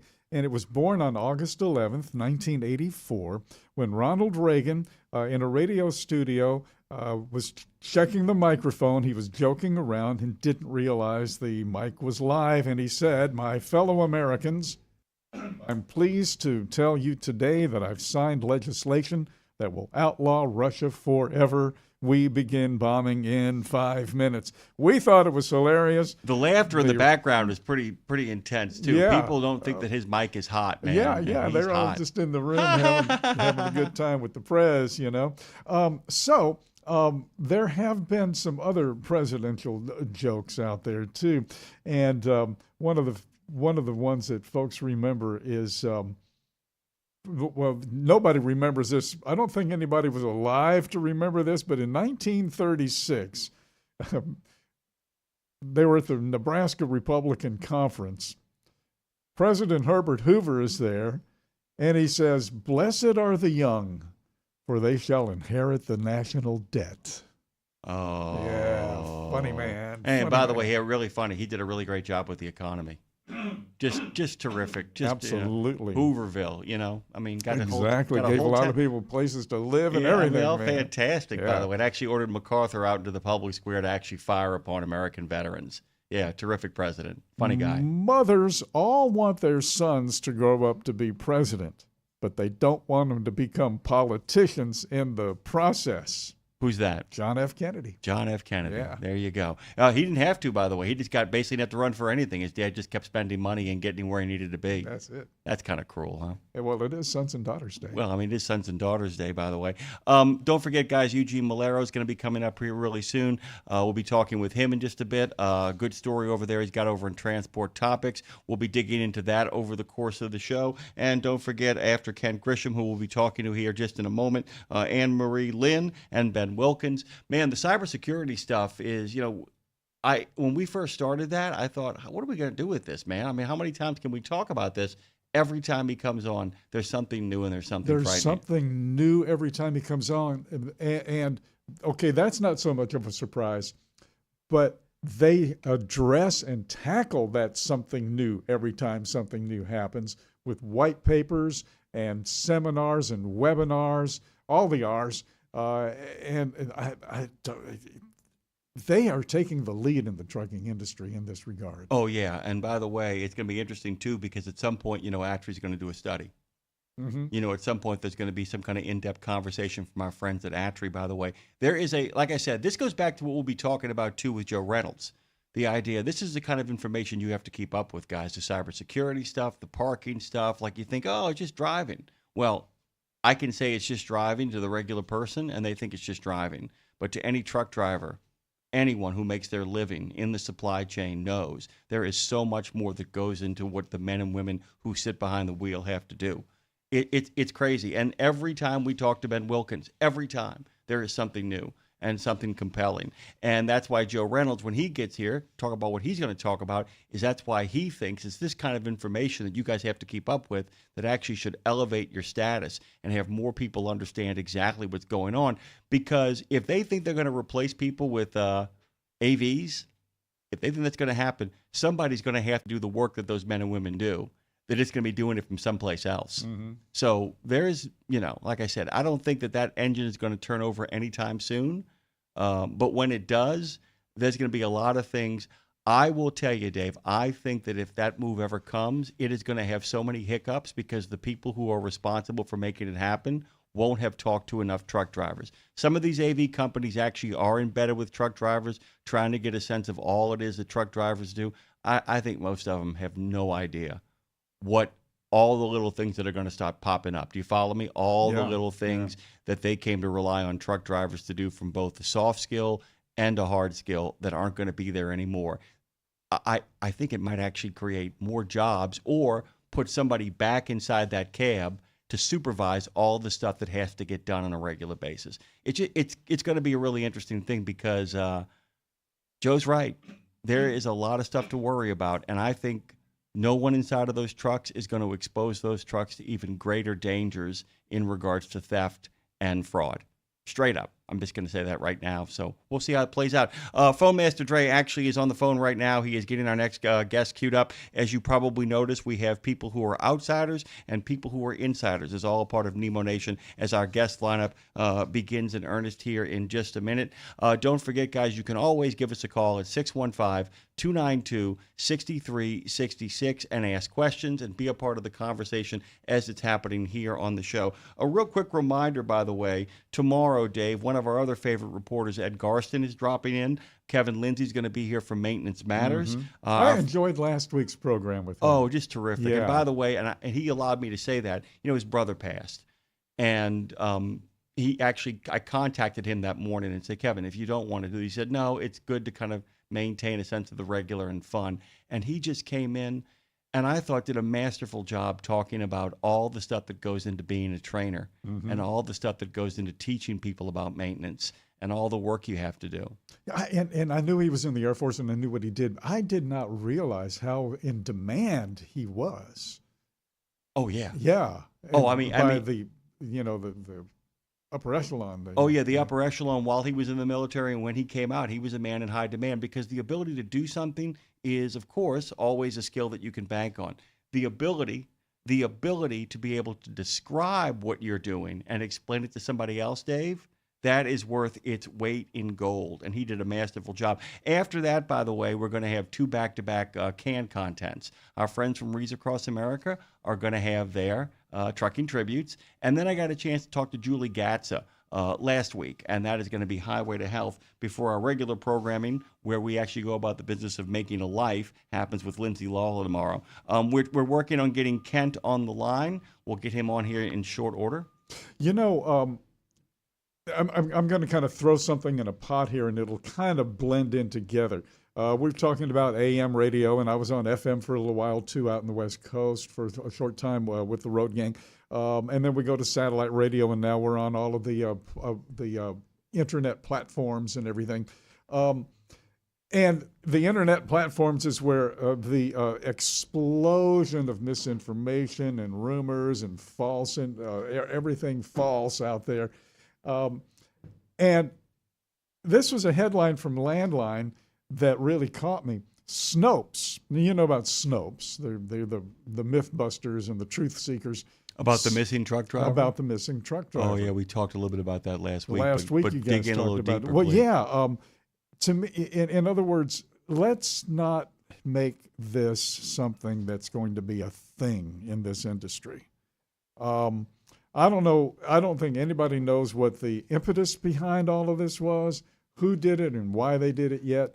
But there was a false report, as you guys talked about Eric Darnell. He went missing, and then the pictures that they put up, it looked like AI put them together, and then one picture looked like this and one picture looked like that. One version shows, a black guy with a beard wearing a denim shirt in a personal vehicle, and all of that stuff, and then they use a reverse image. I hope this isn't a seed that's going to grow into a troubling tree in the trucking industry.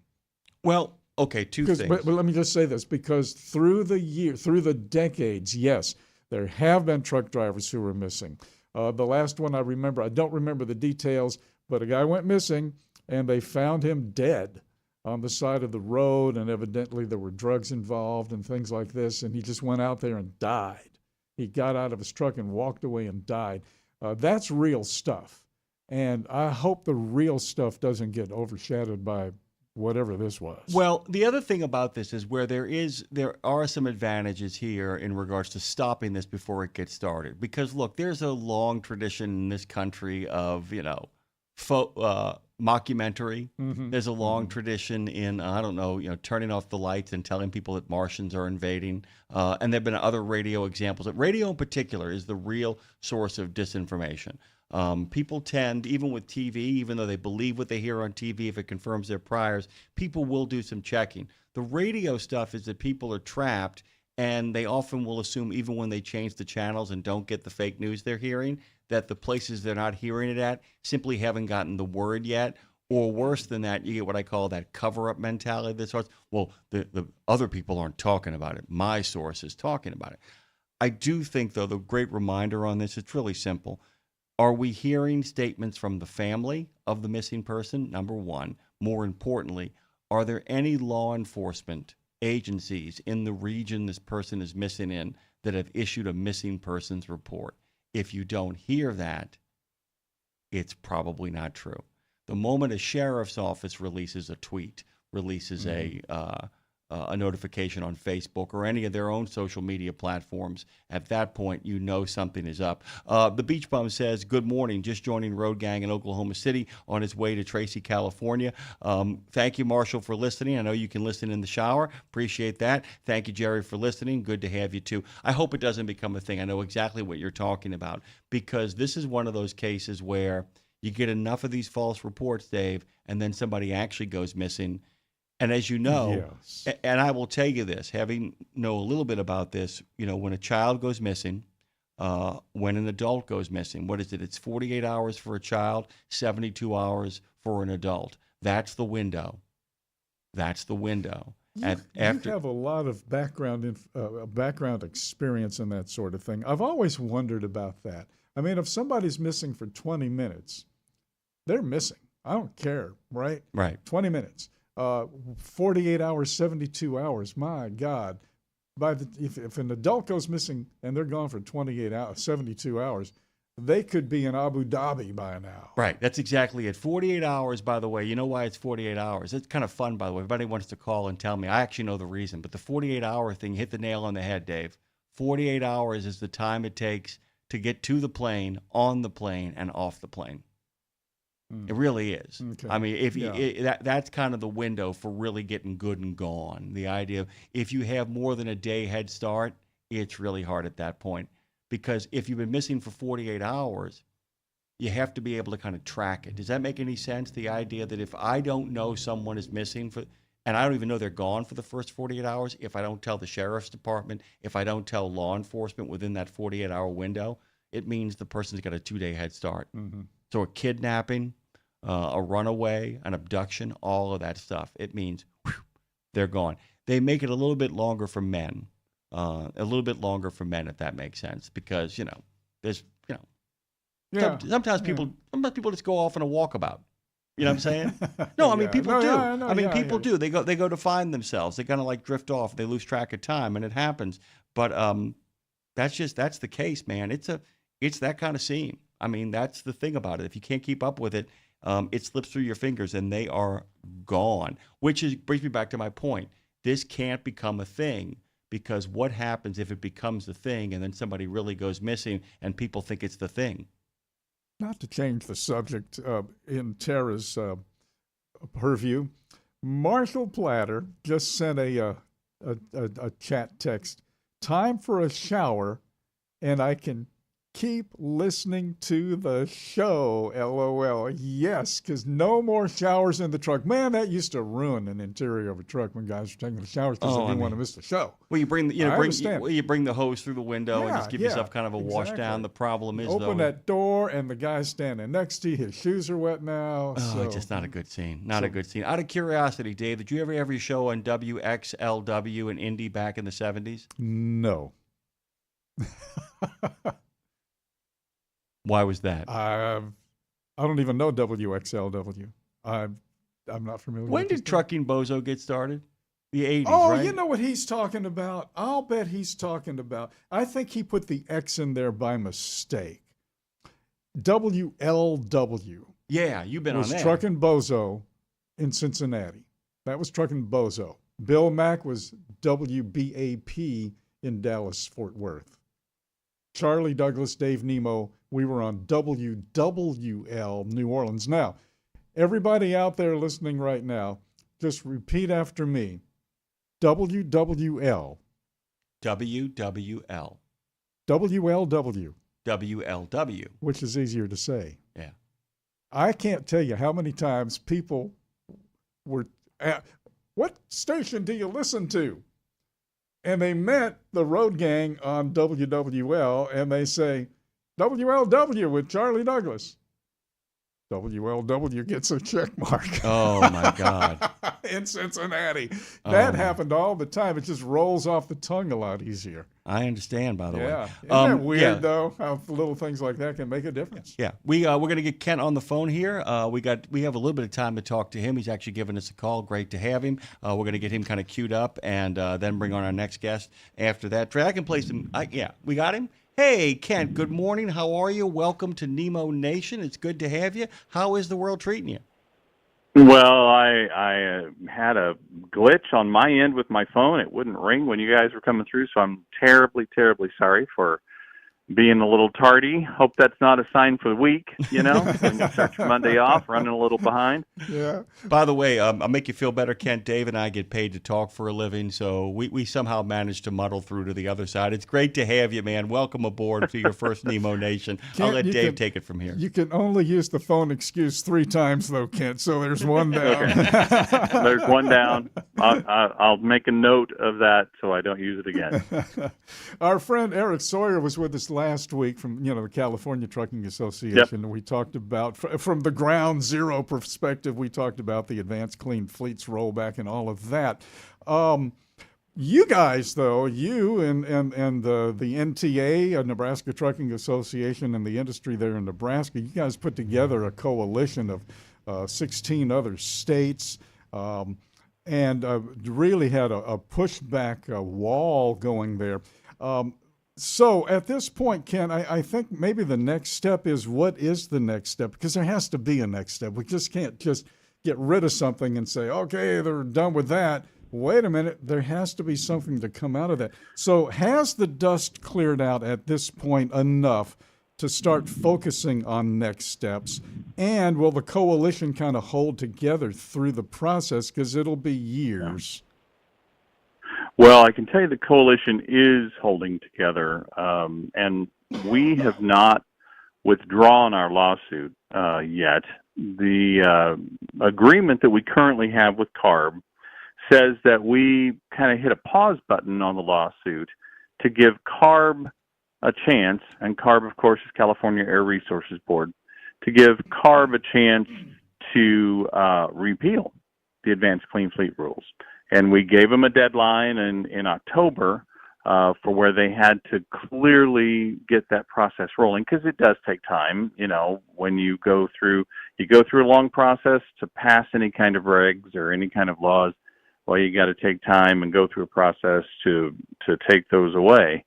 And we've been waiting and waiting to make sure that they were going to start that process. And I'm glad to report that they actually beat by a month the deadline for getting that process started. They published just last week a notice that the repeal of the Advanced Clean Fleet rules is on their agenda so that they can begin to accept public comment and go through all of that.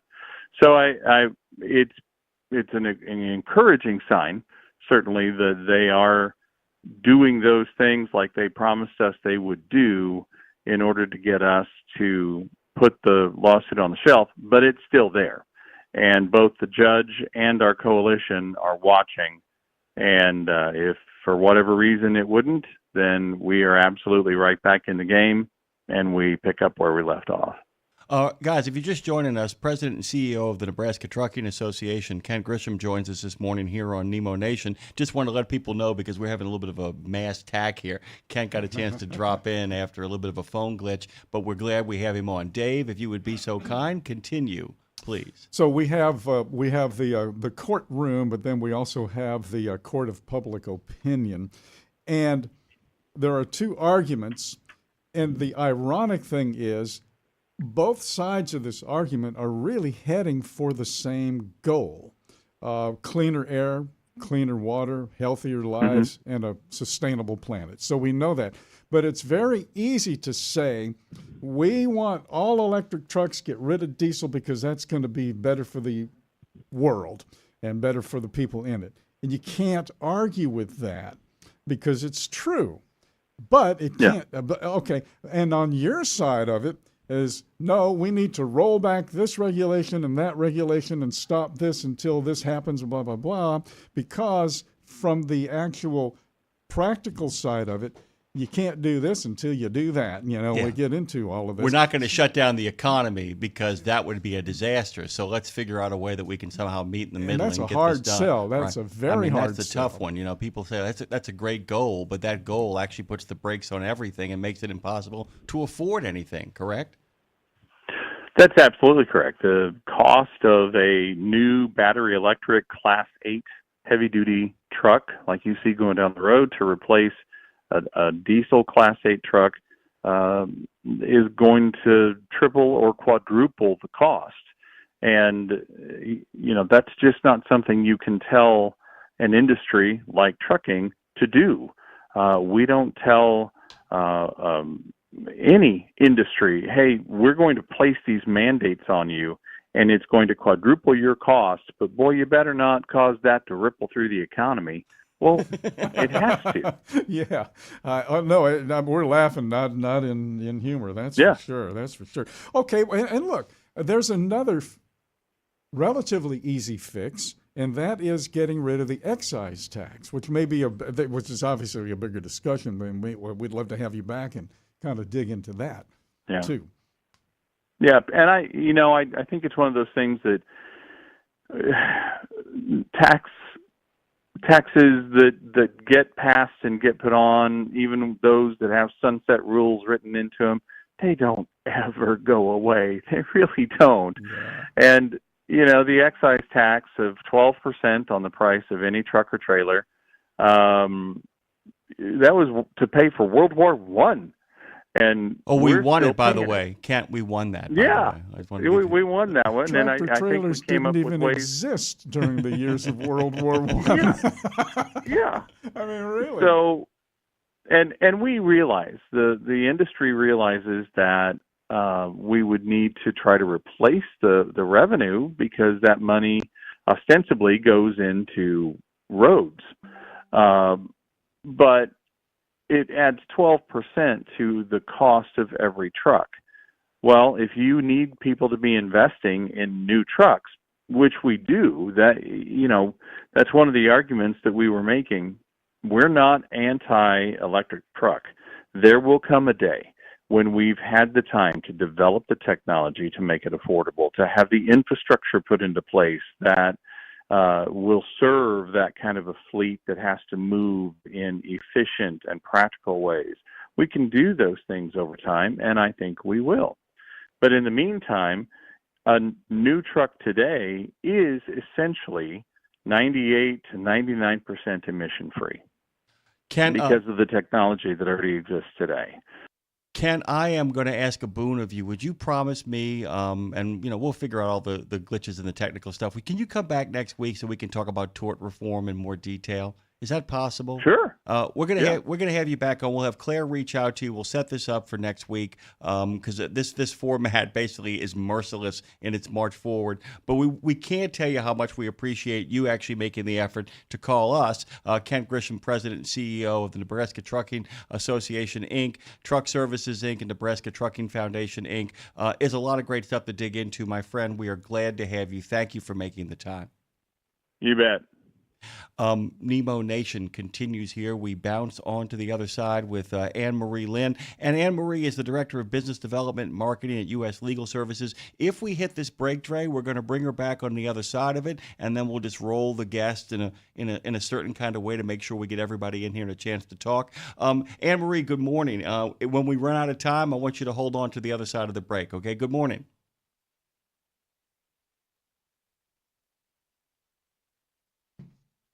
Good morning. There Thank you you for having me with you. My kingdom for a phone.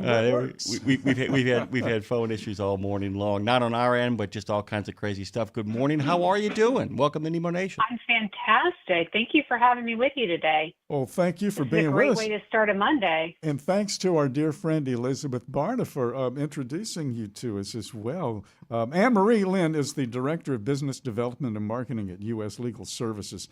So we're going to have some coffee with her. You're over in Jacksonville.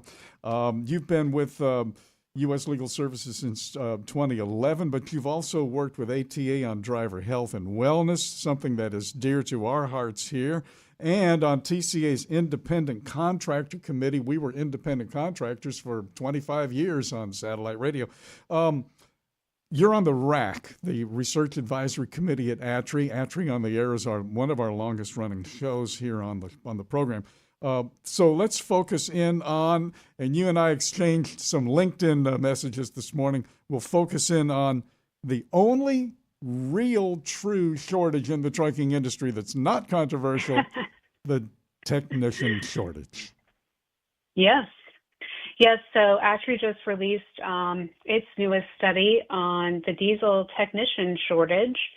And I was just reviewing some bullet points from that study and finding out really what the barrier to entry is for that, and really trying to understand how we get more diesel technicians into the industry. And with Act One, we partner with Next Generation in Trucking, Next Gen, and that's really a passion of ours. There's a lot of OEMs on Act One committee, and they are also passionate about finding technicians, the next generation of technicians. And where do they come from? How are we going to grow that next generation? And so, they do a great job of going into high schools to educate those young people about what a career in this industry could look like. It's a fascinating industry, as we all know and love. But how did we learn about it? I always say, you either are born into it or you stumble into it. Now people go to school for logistics, but 18 years ago when I first started in this industry, that was not the case. So we need to educate people. When we come back on the other side of this break, we're going to keep Anne-Marie on just for a second here to make sure we get a couple of other things on the table. By the way, she lives over in Jacksonville, Florida with her husband, Don, and they share 4 children. And by the way, this is for Tara, Dave, a silver Labrador named Ash. We'll be back on the other side of this break with a little more Anne-Marie Lynn. Ben Wilkins and Joe Lynch are coming up as well.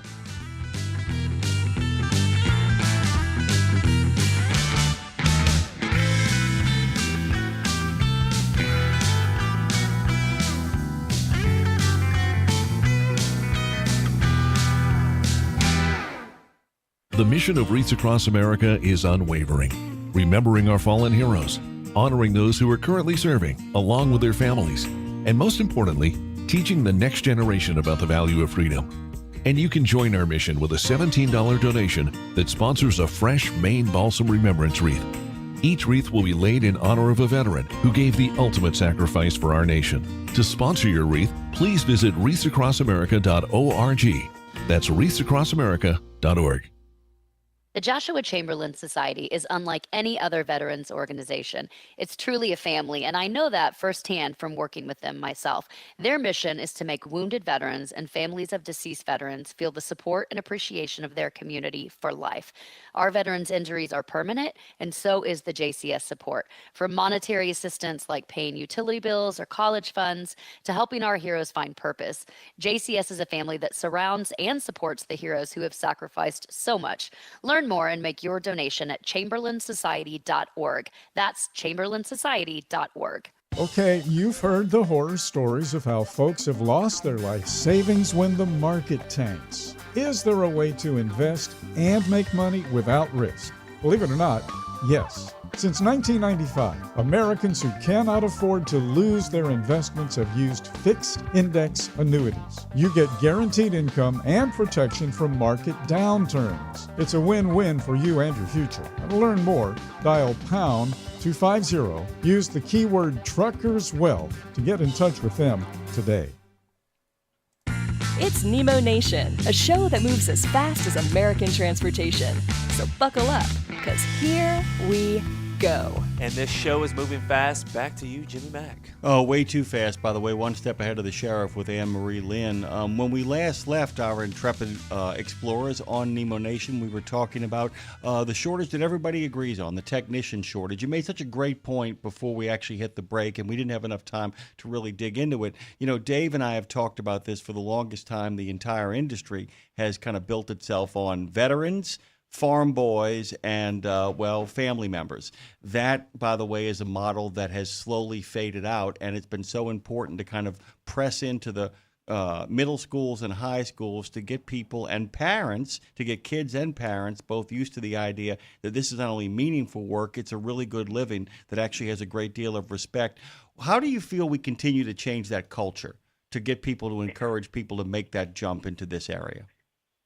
Well, Next Gen is doing a great job of working with industry partners such as Hendrickson, of going into high schools, middle schools, and educating, just as you said, students and parents alike to teach kids about what is available in the trucking industry, not just for driving, but for ancillary services such as being a diesel technician, which is a very rewarding career. With all the technology that's available now, how cool is that for kids to be able to, kids being into gaming now, it's so advanced that they could, leverage technology to be able to work with large trucks, buses, all kinds of heavy machinery to be able to keep them on the road moving for America, and make a great living at it, great benefits, retirement plans. It's just a great career, but we need to educate the kids and their parents about it. So there's a tremendous need for them. But the challenges are, as indicated in the ATRI report, the high cost of tools, lack of prior knowledge in the field. They don't know anyone that is in the field, so it's all new to them. And there's poor shop mentorship and training. So we need a mentorship program, pairing new entrants with people who have been in the field for a long time so that they can see what the road to success is. Seeing how that they can raise a family with this career. By the way, we're out of time. I tell you, Nemo Nation moves fast and furious, but you brought up so many good things. We're going to have you back on sooner rather than later because the discussion of tools and mentorship. There are solutions, but I think they involve actually high schools and middle schools going out and recruiting the kind of men and women who are already out there and already on the road, some of them already in shops, to come in and give their valuable time, making sure these people get the kind of shop instruction and the kind of strategies for actually accumulating enough tools and still keeping the cost down. Tool costs, by the way, Dave, have gotten to the point where it's almost like a student loan in regards to the scope of what you have to purchase. Anne Marie, what are you doing with yourself this week? What are you looking forward to? Oh, goodness. We have a lot of quoting going on this week. It's open enrollment season is before us. U.S. Legal Services is a voluntary benefit that goes into benefits, employer benefits packages. which October is open enrollment season. So we're doing lots of quoting with our partners and, getting ready for that season. So we're very busy these days.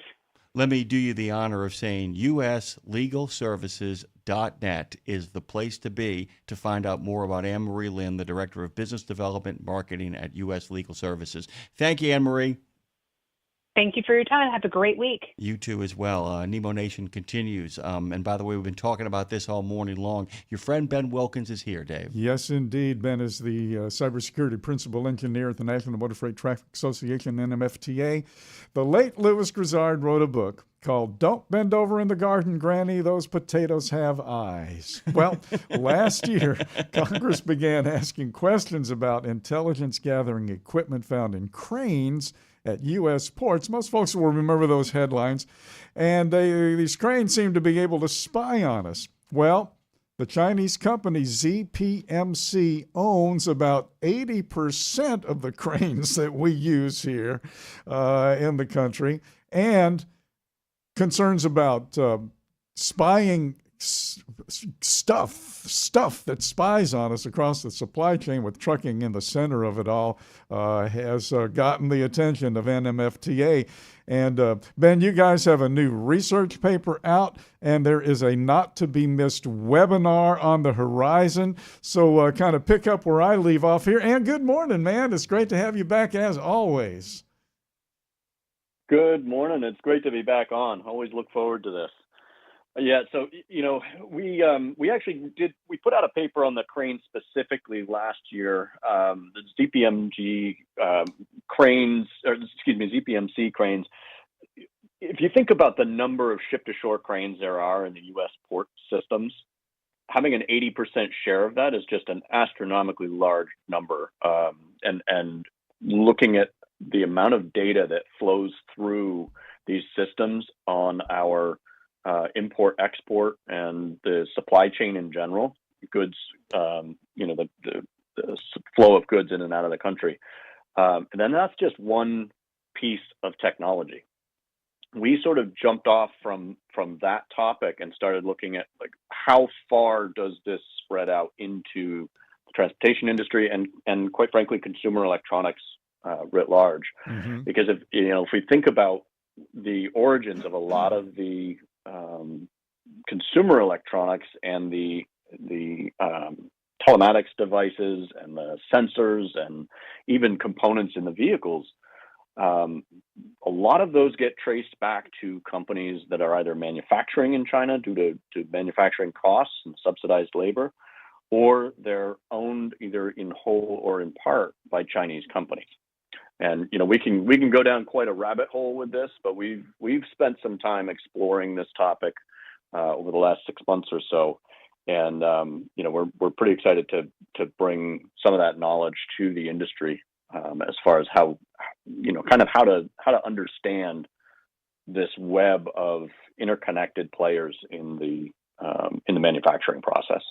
Well, going down the rabbit hole is not a bad idea, because that's where the rabbits are, and they've got big ears. So in the most unlikely places, we're going to, well, who would have ever thought that crane could have spyware on it?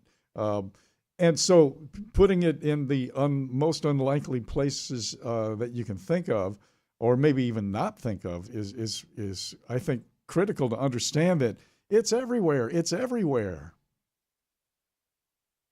That's just it. If you think about the number of devices that are connected in one way or another, whether it's over wireless or cellular or any other type of communication, if you embed another channel of communication in that device, the normal function is there, but it's also very easy to have a secondary communication channel, either receiving or transmitting. And that's what we're finding, is that there's the possibility for either remote access, and sometimes it's kind of under the guise of, remote software updates and things like that. But it really is a communication channel into the device. Or there's the ability to exfiltrate or send data back out of the device. And if we think about things like, we saw DJI drones, the popular drone company. So there's been some camera companies. There's HIK Vision or Hikvision, is a Chinese-owned camera company that's in a lot of surveillance systems on the lower price point. And then we get into some of the telematics devices that are either have Chinese-made communication modules or components in them. The ability is there to collect data at large, a huge scale. And the potential is also there for communication or control into devices to either disable them or cause errors or cause issues in the hardware. Let me ask you a question. And by the way, you guys are already headed in this direction. Can you guys see the forest through the trees? We know that they are embedded into all kinds of different devices, using them to collect data. Is a strategy developing, or is this the early process of this, where they're actually just engaged in a giant data mining kind of operation? Or is there a targeted strategy here, or are they playing through the possibility of looking at all this data, looking at what the equipment can and can't do, and then kind of figuring out all the potential applications this sort of data collection and spying can accomplish? And are you following me? I absolutely am, and I'm going to choose my words carefully because I don't want to get too conspiratorial, but I also want to be very very direct, where this is not something that is just started, and this is not something that's kind of a haphazard. Let's try this out. We see the subsidizing of the cranes. If we look at the cranes just as an example, that began back in the mid '90s when the first cranes from ZPMC were delivered to the Port of Miami. They're subsidized to be at a price point that's far under the competition. Mm-hmm. When you think of the price of a port crane, you're talking millions of dollars cheaper than the competition.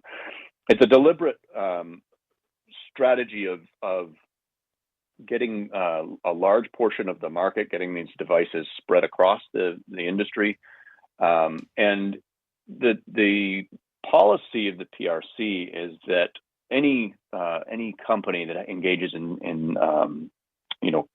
any line of business really, but particularly technology, is required to assist the state when needed for national intelligence purposes. And I'll kind of leave it there, but Yeah. it's pretty blatant, the involvement at a state level. There's the National Intelligence Act was in, I believe it was 2017, which in the Chinese state requires this of any company doing business in China. So, it's part of a long-term strategy, and it's part of a very deliberate pre-positioning, which we see. There's been a lot in the news with Salt Typhoon and Bolt Typhoon. I'm sure people have heard those names. That's infiltration on a cybersecurity front in telecommunications and other critical infrastructure. This is essentially the same thing, is gathering data through covert means in other industries as well. One of our listeners, Truckin' Bosun, writes on the YouTube chat, not to mention that corn has ears and stalks. Just thought I'd throw that in there. That's great. Yeah, but that's the truth of the matter. There's a line from Michael Crichton's book Rising Sun, which of course deals with the Japanese and their acquisition of real estate in the late 80s, early 90s, as people had their growing fears of Japan Incorporated, as it was called, where the lead detective says, and now we're playing that famous and popular of all American games, catch up. And it feels like in many ways that, whether it was cornering the solar panel market, is the idea that the Chinese, as a government policy, will often shut everybody else out, flood your own market with their stuff, undercut your costs, and in doing so, then take over a technology field and then embed stuff. And in doing that embedding, we end up getting a situation where they're ever present everywhere, to quote Van Morrison, but it's not all right. Is that a fair assessment of where we are? I would absolutely agree with that. Yes, and it's from the consumer electronics to industry to even the supply of critical raw materials. If you think about the rare earth elements that are used in the manufacture of batteries and stuff in particular. We saw recently where, during some of the trade disputes, there was the threat of cutting off the flow of those critical supplies out of China, because they have got a chokehold on that supply chain as well. So, it's a very broad and complex strategy, but it is definitely a strategy. And it's larger than a lot of people give credit to, I think. Getting back to corn and farming, what better place to put spyware than on tractors and harvesters and combiners to see exactly from ground level what our food supply looks like at any given time. I know that's, and as far out as that sounds, somebody somewhere is saying, yeah, I knew that, That's absolutely right. And that's the thing. If, we think about, asset tracking, or, trailer tracking in the industry, may seem innocuous. Okay, so, it pings and it sends a location back. But if you are tracking all of the locations of all of the assets in the industry, or a significant portion of them, you can very quickly get an understanding of the critical flow of supplies. You can understand the movement of military assets. You can understand a lot about what's going on in the interior of our country without having to have any other assets in the field, or any kind of overt surveillance occurring. And that's really what we're trying to highlight, is that these things, we need to look at the location of origin, and we need to understand what is in the technology that we're deploying. Yeah, and by the way, that means a more kind of coherent national policy as well. And the thing is by the way, I'm going to be very careful here too about the idea of America first. I saw one of the most interesting things yesterday about World War II. I don't know if you know this, Dave, but had the Japanese and the Germans worked as closely as the British and Americans did with their technology, there is a good chance that Japan would have gotten the engine that the Zero needed to actually extend its ability to fly further. And this is one of those places where this is why alliances and associations are so important, because it's about shared technology, particularly when it comes to our relationship with the Australians, who are dealing with the same sort of situation. I don't know if that's your bailiwick, but I kind of wanted to point that out, that we need to make sure that the people who the Chinese are targeting, we are associating ourselves with as well, to make sure that we're actually sharing best practices. Is that fair? Yeah, and I hear what you're saying as far as, we probably don't want to get too political on this, but I do agree that, it's understanding what's going on is one portion of it. But, when you have such a strategic opponent in this situation, there needs to be a strategic answer. And that is, it does require communication, collaboration, and a concerted effort to counter these types of moves. I would absolutely agree with that. Really quickly, one more thing before we actually wrap this up, as we get our next guest prepared to come on the show. I also wanted to say, with the webinar coming up and the information you're getting out there, we talk about the idea of seeing the forest through the trees. What are you guys trying to communicate to your partners, to your members, and to everybody in the supply chain in regards to steps that they can take to kind of keep an eye on the eye in the sky? So I think the message that we're really trying to put out there is, be very aware of the devices and technology that you're deploying. Transportation is critical infrastructure. As we all know, trucking stops, the country stops. And so we're not the only ones that know that. And it's important to understand that cheaper is not necessarily better. Oftentimes these products are subsidized. They are the less expensive option, but we need to understand the risk that we're adding to our industry by deploying devices that may have the capability to conduct surveillance or exfiltrate data or allow remote access. Ben, do we have a date for the webinar yet? We do, and let me grab that for you. Okay. I had that in front of me. Well, while you're looking for that, be on the 14th. On the 14th, okay. On the 14th, at what time? 14th at 1 o'clock Okay. Eastern. Got it. And look, next time you're on, let's talk about the upcoming third-party vendor security checklist and also new online training programs too. Absolutely, and the vendor third-party checklist is going to go right hand in hand with this. This is part of the whole concept of understanding your own supply chain and who your vendors are. Well, you help us understand, that's for sure. Thank you, Ben. Good to hear from you. And of course, we're going to work out something where we have you on a more regular basis. We're already in the midst of kind of figuring that out because so many of these conversations need to be more in depth to make sure that people out there know what's actually happening. Appreciate you, Ben Wilkins. Always good to have you on Nemo Nation. Absolutely. Thanks for having me back on, guys. Yeah. Some chilling stuff, isn't it, Dave? The potatoes have eyes, the corn have ears. I mean, it is something that is going on that, like I said, has been a long time in the works, by the way. And, it's one of those things, guys, where I'm telling you right now, it's like sometimes you have to kind of go with the future-facing technology. I will make one sympathetic comment. And we just had on, we had on our previous guest from the Trucking Association, who was kind of talking about the idea of dealing with CARB and all the kind of stuff that Ken Grisham deals with over there in Nebraska. And we're always incredibly sympathetic to what I call accelerated technology goals. And I don't mean we're not sympathetic to them. We're sympathetic to those who are being asked to do this with no sort of way to kind of offset the cost. He talked about how much it costs to offset this stuff. This stuff is coming, Dave.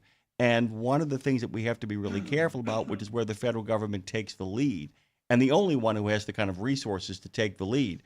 At some point, unless you want to end up a Luddite country and not have the latest technology kind of on board with you, you've got to make these choices, right? I mean, you've got to say that, we're going to start doing this stuff, and we got to make sure that we corner these markets. Because it happened, I'm telling you right now, with solar, the Chinese wiped us out. Mm-hmm. They wiped us out, and we let them do it. We let them do it. And part of it was, a lack of, some backfooting by the administration that was there. And part of it was the opponents of all of this kind of stuff that did this. And we can say stuff like, oh, we're never going to have that anyway. But at some point, that's going to be the reality, and we need to make sure that we get ahead. So some of the rush that you're seeing of like these mandates and these demands to get this kind of stuff out there, Dave, I think is unreasonable request. But I think part of it is for us to corner our own markets before anybody else moves in. You follow what I'm saying here? Yeah, absolutely. And that's an important thing that we should kind of talk about a little bit. That's something that we should kind of dig into. So go ahead. We don't have him on yet. No, sir. Joe Lynch is not here yet. Okay, I understand. That's what I'm saying to you. So you've been wanting to unpack this while we have Ben in all the time. So kind of talk to me about that. Yeah. So everything starts in the analog world. Mm-hmm. Okay.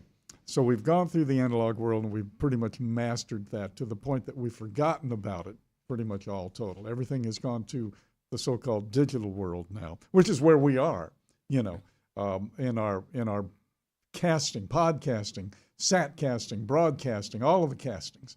And we need to take these weird outer space crazy theories seriously, because if you can think it, somebody can do it. Well, and it's the other thing too, the idea you've almost sometimes, so we talk about the term of disruption all the time.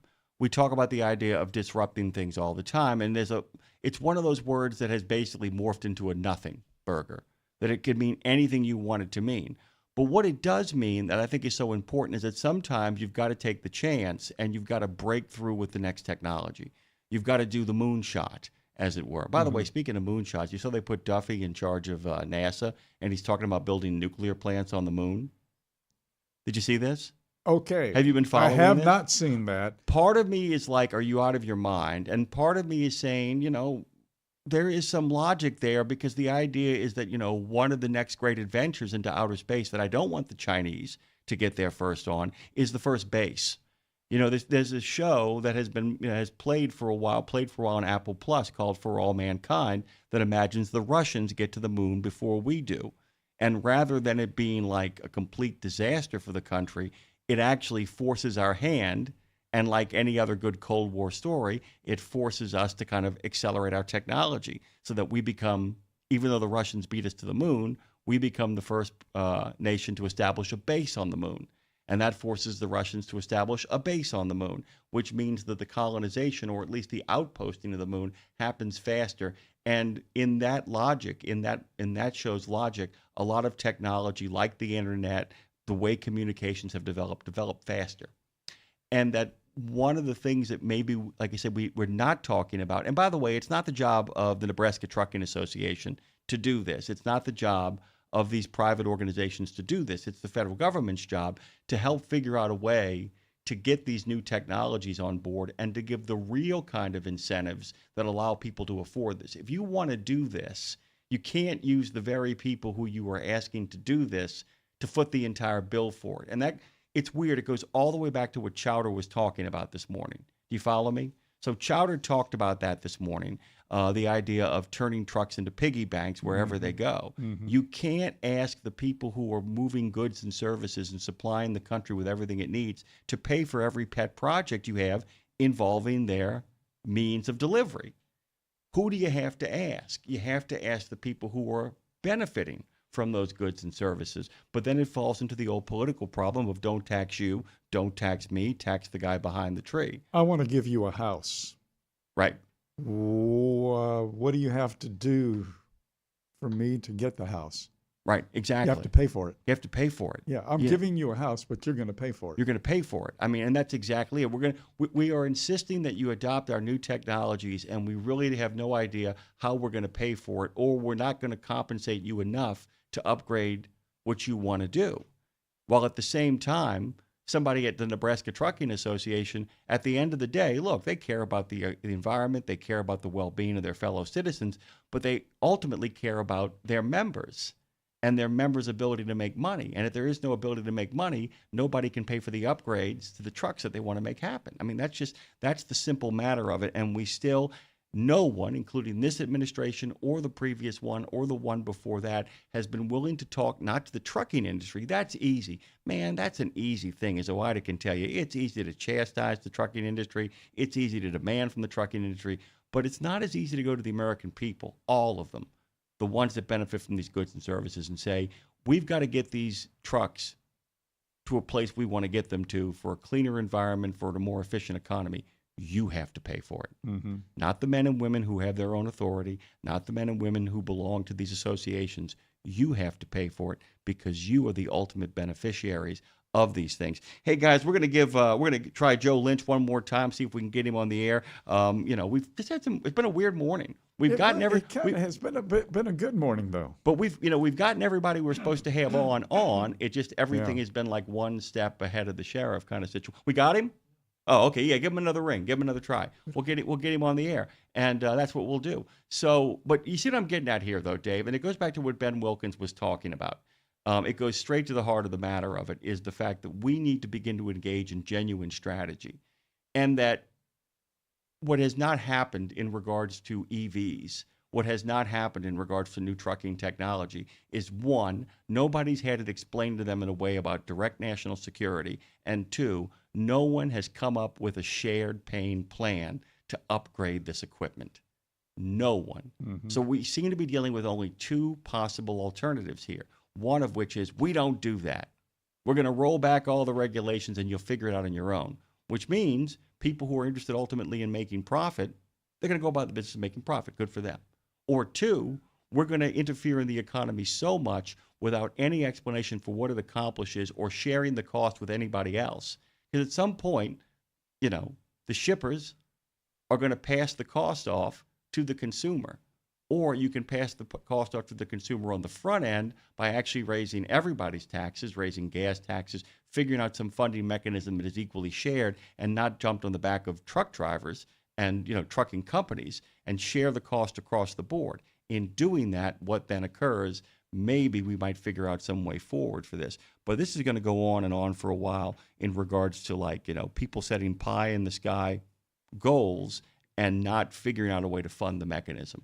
And that's simply what we're dealing with here. I mean, and we will continue to deal with it. Guys, coming up on the show, along with our good friends Ken Grisham and Anne-Marie Lynn and Ben Wilkins have already joined us. Sergio Avadian is going to be here. Eugene Malero, Rick Mahalik, Scott Greeneth, and Chris Hughes and Dan Ronan are going to kind of finish out the show for us here on Nemo Nation. You can always give us a call at 615-292-6366. Jump into the conversation. And guys, go to truckdown.com. They've done it since 1997.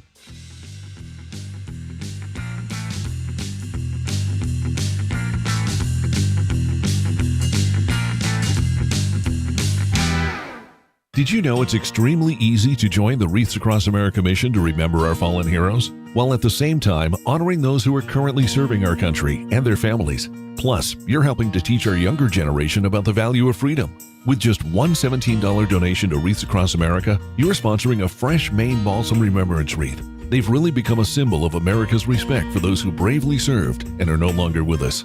To sponsor your wreath, just visit wreathsacrossamerica.org. That's wreathsacrossamerica.org.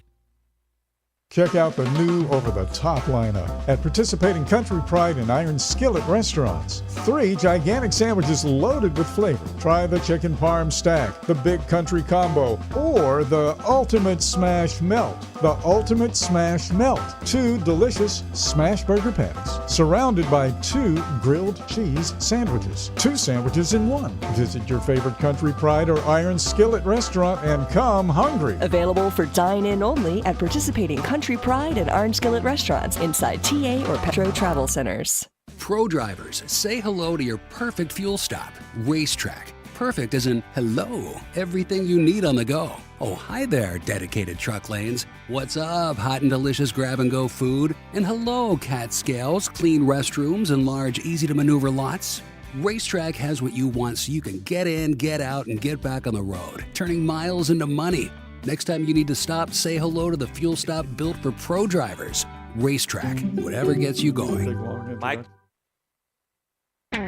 We're back on Nemo Nation with another fast-paced Fast Sports Studios half hour. Back to you, fellas. We are back to us, by the way, and it's really kind of fun when we get somebody actually who has been on the show before, and we wanted to get a chance to talk to in a little bit more in-depth detail. He's a seasoned entrepreneur and independent consulting specializing in the gig economy. Sergio Avadian is here, by the way. Dave, would you care to do the honors? Yes, indeed. Sergio, of course, has been seen on CNBC, Bloomberg, the Wall Street Journal, New York Times, LA Times, TechCrunch, Business Insider, all of those places. He hosts the Show Me the Money Club, the nation's most watched live stream podcast regarding the gig economy on the Rideshare Guy YouTube channel and all the other platforms, too. Been around for 25 plus years, though, as a senior VP at Prudential Securities. He was an equities and derivatives trader. And then as a driver and a consumer on multiple gig platforms, he's really got a bird's eye view from all of the treetops there. And that top-down perspective on the on-demand economy. And he keeps an eye out for what's coming down the pike. And that's why we want him to talk to us right now. Sergio, good morning and welcome back. And we were talking about you earlier because you were on our first Nemo Nation program back in June. So welcome back. Well, thank you. Thank you for having me. Yeah. Dash cams have gained quite a bit of truck driver acceptance, the outward-facing dash cams. The inward-facing cameras, not so much, and there's a lot of good reasoning for that. Quite the opposite, though, for the Uber and Lyft drivers now, right? They need those inward-facing cameras because 11 big law firms have... Well, tell us why. Together. Tell us why. Yeah, well, as we know, our parents told us something, right? What was that? That was, don't get in a car with a stranger. And rideshare is all about getting in a car with a stranger. So full-time drivers do about 30 trips probably a day, and they're dealing with 30 people they've never seen before. And safety has become paramount for the rider as well as the driver. And we recommend dash cams for everyone who's doing rideshare on the Uber, Lyft platforms, even for deliveries as well. I have a saying: a picture is worth 1,000 words, a video is worth 1,000,000 words. And it provides also some sort of a deterrent for the bad characters who are getting into cars. If they had something bad in mind to do, or carjack, or whatever they're going to do to the driver, we read it every day pretty much in the news media. And yeah, it's important. It's important to prove innocence, basically. Can you kind of take us through, by the way, if I'm actually somebody who actually is serious about doing rideshare, somebody who is serious about going into this line of work, which I don't know if you'd recommend anymore, but if in fact they're doing it, can you kind of talk about what you would tell them from a safety perspective you would do in regards to like the methodology of check this, check that, and to kind of get a sense of who is getting in the cab? Am I making sense? Absolutely, yeah, absolutely. I mean, as a 10-year veteran driver myself, I have my rules set up. Number one, it's a private car. It's my car, my rules. That's that rules. But there are a few things that a rideshare driver, or a newbie, as we call it, who's interested in getting into the space, I wouldn't recommend it for full time any longer. But as a side hustle, it's a good gig, right? You just get in the car, do a few trips, make some cash, pay some bills. So the first rule of thumb is safety is paramount, right? I mean, get a dash cam. Number two, get a phone holder. You must have a phone holder. You cannot have a phone in your hand and just mess around with it. The other thing is, you don't know who's getting in your car. So I never allow them to jump in my car without confirming while they're outside. I'll put my window down about a third of the way, and I'll confirm the name of the passenger, because the worst thing you can do as a rideshare driver is pick up the wrong person and take them to the wrong place that they don't want to go. Obviously, as I said, dash cam is important. When they get in the car, they're notified that they're being recorded, depending on what state you are, obviously, right? There's two-party and single-party consent states. Another thing that I do is, if you feel like something is going wrong, your life is more important than anything else, right? I would just pull up into a well-lit-up area, gas station or something like that. Your life is more important than your car or anything else, any other possession. You grab your phone, you grab your keys, and get the heck out of Dodge. Simple rules like that will go a long way as far as personal safety is concerned. We're going to switch gears here just a little. Oh, one more question, though.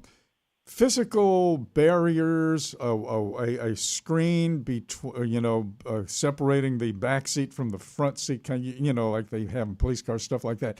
Do you see anything like that coming? Does anybody that you know of have that sort of thing? No, we don't. Well, we did actually. We saw some of that during COVID. The drivers who chose to drive, for health reasons. But no, in a personal car, as you may imagine, you're using that car for your personal use as well. You're taking your kids to practice, to school, or this and that. It's too much of a work and too much of a hassle to install it and then take it back out and do all that stuff. But as we know, the old days, right? Cabs, even until today, a lot of cabs do have it, but they only do, commercial business. Most rideshare drivers are part-time. I can think of a couple of mother-in-laws. Is that what you were going to say, Dave? Yes. I think a couple of mother-in-laws and kids that I might want to have a little bit of a breaker in between me and them. Keep that hand from coming back across that seat. Goodness gracious, life in the 50s, right? Go ahead, Dave. You had a question. Oh, I was going to kind of switch gears and go to Austin, Texas. It seems a little unexpected that Texas now has become a real focal point and center for autonomous trucking. It's happening right now as we speak. Robo-taxis, and evidently, I understand. Maybe you can unpack this. Are the rideshare drivers in Austin are they kind of getting concerned about the robos? Very much so. Actually, that's what I wanted to kind of talk about. Yeah. Maybe you guys will have me back in a few months again and have some data for you. But we do have a large audience in Austin, Texas, and I just actually this past week, I spoke to a couple of drivers. There's, of course, seasonality going on, right? It's pretty hot. Summertime is pretty slow in Austin. Schools are out, colleges are out, but everybody is coming back now. They are complaining that even with 100 cars, Waymo is taking quite a bit of chunk of business from them, and their earnings have declined. And, as we know, Waymo and Uber are partners in many different cities. They're starting in Atlanta now. Obviously, Waymos exist in San Francisco and Los Angeles and Phoenix. and they're expanding quickly. They're testing in Boston. That is going to be the biggest problem for rideshare drivers. Because as a rideshare driver, by the way, you can only drive for 12 hours. You can only be on the clock for 12 hours. After that, it's mandatory that you take a 6-hour break. Well, most of these autonomous vehicles, they don't have any limitations like that, right? All they have to do is they have to just get cleaned up and get recharged, since most of them are electric, and then they could be out there 21, 22 hours a day. They are definitely starting to hurt rideshare driver. Oh, yeah, and demand, trucking actually. parallels that too with the autonomous trucks. Yeah, I think 24/7, Absolutely, yeah. 365. Uber has a trucking arm, right? It's called Uber Trucking or Uber Freight, and I do think about this quite a bit. Actually, we talked about it a couple of weeks ago on our show. What are all these people going to do? I mean, if everything is going autonomous, if AI is going to take over every job, what is the future? And it's quite concerning at the moment, but we'll see. We had many different revolutions, I guess, before. When we went from the horse and buggy to the steam engine, and everybody said, "Oh, we're going to lose all our jobs." Well, there's always seems like people are, finding something else to do. The other thing is too is the fact that we haven't even talked about the what I call the fourth branch of government, the press, who always are looking for fun to be had. The moment an accident happens that costs somebody their life, that happens because of the autonomous situation on any sort of scale, don't be surprised if the push, as the one that began in California, to make sure that every single automated truck that actually hits the road in California has a human being inside of it. And I'm kind of wondering if, in fact, that might be the case, that you might see more kind of customer service stuff go on. I don't think it's going to be as fast as people think it is, but it is a little bit concerning. Austin, by the way, is also, Dave, the center of a lot of new technology. It is considered one of the most forward-thinking cities in the world, if not just the United States. Okay, we've only got about a minute here left, Sergio. So what are you looking at in regards to the next couple of weeks of covering? What are you keeping your eye on? We're keeping our eye on this autonomous revolution, really. And as you correctly stated, Tesla now is definitely testing, even with a human safety driver in the car, but they just got their licensing done. Tesla, I think, is the company that we need to watch out for with their robo-taxis. They're not even out with their two-seater robo-cabs yet. The cheaper version right now, that's just Model Ys with a human safety driver or a safety rider, let's say, are testing in Austin, and they're expanding their geofenced area that they're allowed to test in. They just started in San Francisco. They're expanding quickly, and they will be able to scale a lot faster than Waymo and anybody else because they manufacture the cars. So they already have millions and millions of Teslas on the road. So, yeah, that's something we're watching very closely. And look, as our community is basically 99.9% rideshare drivers, there truly is definitely a concern out there. Maybe not in rural areas, but in major cities. Autonomy is coming, and we, as rideshare drivers, we try to, tell them how to pivot and how to adjust and how to adapt, and we will have to do so.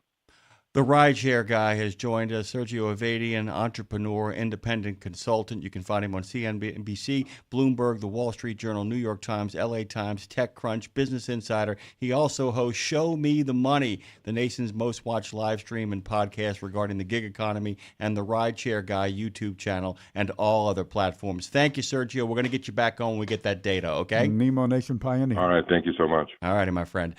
Dave, we got another guest coming on. We've been Eugene talking about him all Malero is going morning. to be joining us here in just a moment. A real human. Human being, yeah. Oh, yeah. And by the way, I hope there never comes a day where voices that are not ours are reading stories that were not written by people who don't exist. Eugene Malero is a friend of this show. He is a reporter over at Transport Topics, senior reporter, by the way, and editor at Transport Topics. He covers Congress, elections, and federal agencies, and, of course, is a massive fan of the Truck Driving Championships, which will soon be upon us. Hey, Eugene. Co-wrote a book about Wrote that. a book about it. That's right. From Rodeo to TDC, a history of the National Truck Driving Championships. Our good friend Eugene Malero joins us. Good morning. Good morning. Happy Monday. And not to plug another book right away, but we just came out with the second edition of the NTDC history book, and it'll be available at the end of the month at NTDC. We're really proud of it. It has way more features. It has a chapter about the grand champions. We dig deeper into the history, and we're looking forward to seeing what people think about it. Fantastic. So that'll be coming out right when the actual championships take place. Yeah, that's right. The launch is going to be Wednesday, August 20th, I believe, the first day of the NTDC, and it's something that pretty much when we did the first edition of the NTDC history book, there were some threads that we just couldn't finalize. There were a lot of things that were left on the cutting room floor. So with the second edition, we just really polished the things that we couldn't get to, and then we added some more interviews with the only three-time grand champion of the tournament, Ray Simon of Minnesota. We did a whole chapter about the volunteers. The volunteers since 1937 are the people who just really keep the tournament going. They make everything happen. The whole thing is a volunteer-driven, event. And in the other chapters, we have an introduction by the 2023 grand champion, Greg Wilson of UPS. His introduction is really, a love letter to the NTDC, and it really reads from the heart. He just really explains to the reader what NTDC means to him. So, we're really proud of the second edition. It builds on the first edition. And yeah, to your point, it'll be available, the first at the bookshop, at the gift shop at NTDC.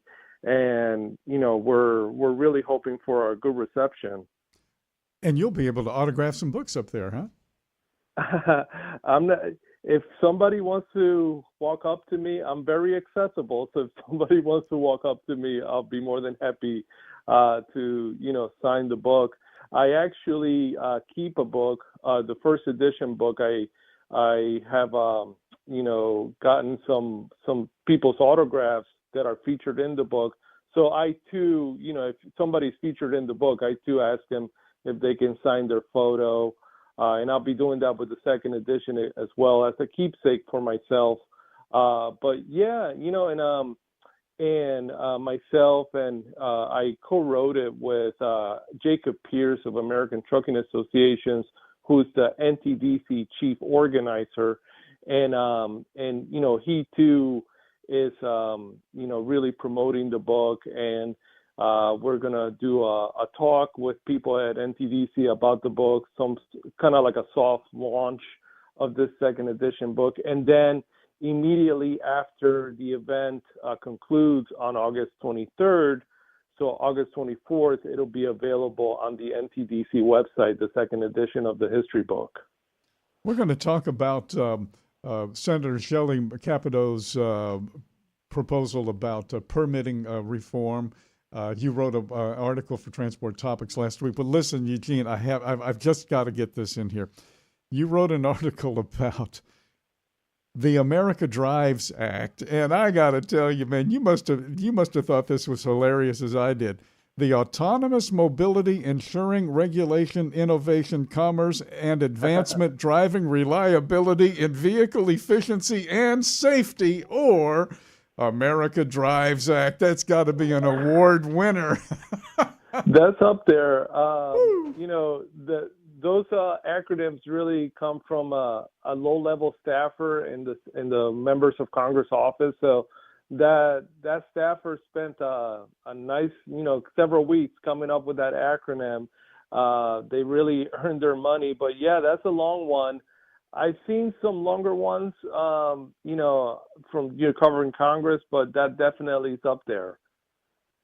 Really quickly, Eugene, because we're going to run out of time here. That's what Nemo Nation is, fast and furious. So here's a pretty darn good lead, as a matter of fact. When lawmakers return to Washington after the August recess, senior Republicans plan to push an agenda reflecting the Trump administration's climate and environmental policy, permitting policy directives. First of all, who is the senior Republican? What's her name? Yeah, so that is Senator Shelley Moore Capito. She's from West Virginia. She's the chairwoman of the Transportation Committee and the Senate.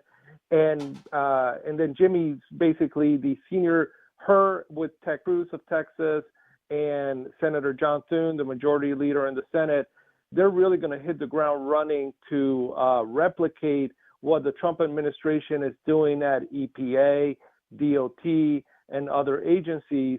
So there is a legislative version that matches what the Trump vision is for, undoing permitting regulations, streamlining the permitting process, and then whatever emissions policies the Trump administration wants to continue to roll back or reform, there's going to be that legislative version led by that Senator Shelley Moore Capito of West Virginia.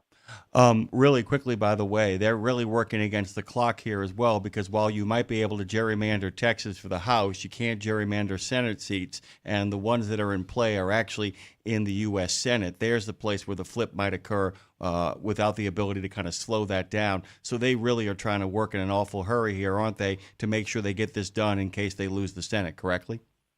That's absolutely right. Senator John Thune, the majority leader, has really sent various instructions to the Republican caucus to go on overdrive on the Republican agenda that is about, climate reform, as well as, funding, the appropriations process, and the highway bill, the commercial transportation bills, all of this in the event that the Democrats flip the Senate. And the likelihood of that is actually pretty high, according to some, election watchers. And then that is where Minority Leader Schumer is putting the most emphasis by creating some sort of a legislative wall that slows down the process in the Senate. And Senator Schumer actually was somewhat successful before the August recess in slowing down the votes for nominations. And it's a playbook that is expected to continue when Congress returns in September. Senior reporter and editor at Transport Topics, Eugene Malero, of course, as you probably were well listening, I understand that he covers Congress, elections, and federal agencies. By the way, we managed to cover all three, including his deep, passionate love for the National Truck Driving Championships. Eugene, can't wait to get you back on when the dust settles on this, hopefully sooner rather than later. Promise us you'll come back. Yeah, of course. Thank you so much. Always good to have our friend there. And we pivot now, Dave, to our friends at NACFE, NACFE.org. And, of course, Rick Mihalik is here. Tell him good morning, Dave. Hey, Rick, good morning. I enjoyed talking to you, but I really enjoyed listening to you and Jimmy Mack over the last couple of times you've been on, man. Yeah, it's great having the opportunity to talk about what we're doing at NACFE. And what you are doing right now, of course, is the Run on Less project or campaign. I don't know exactly how to categorize that, but 13 fleets taking part in it. It all really boils down to the events next month. And every time you come on, there's a fleet highlighted. And this morning, it's Navoya, which is new to me. I'm sure it's probably new to most everybody, maybe outside of California. They're out in California. It's an all-electric fleet. Tell us about that. How big is it? Yeah, there's actually two success stories here. One is Navoya, which is a growing startup company. They're rapidly getting funding and expanding. They're operating in California, Texas, and Arizona. The fleet right now is expected to be about 100 trucks within the next year. Wow. And it is an all-electric fleet. So they are starting from scratch for being an all-electric zero-emission fleet. And they're incorporating all of the new artificial intelligence AI tools into route planning and load arrangements, so that they can operate these trucks economically and make them competitive against the diesels. The other success story is Green Lane, which is the facility we visited in Southern California at Colton, where you have the future is built already. It is a charging as a service. It's the equivalent of a diesel truck stop for electric vehicles, and they've got 29 bobtail chargers and 12 400 kilowatt pull-through chargers, and they're looking to expand to 20 sites in the near future. When you look at the charging box, at first glance, with the truck, and they're using a Freightliner in the picture here, the Green Lane charger looks like a real ultra-modern diesel fuel pump. I mean, it really does, doesn't it? Yeah, the facility is almost identical to a diesel truck stop. They have pull-through stalls where you can have your trailer attached, and you just drive in and plug in. They've got a really nice driver's lounge. The facility has security around it so that you can leave your vehicle and not be concerned about somebody interfering with it.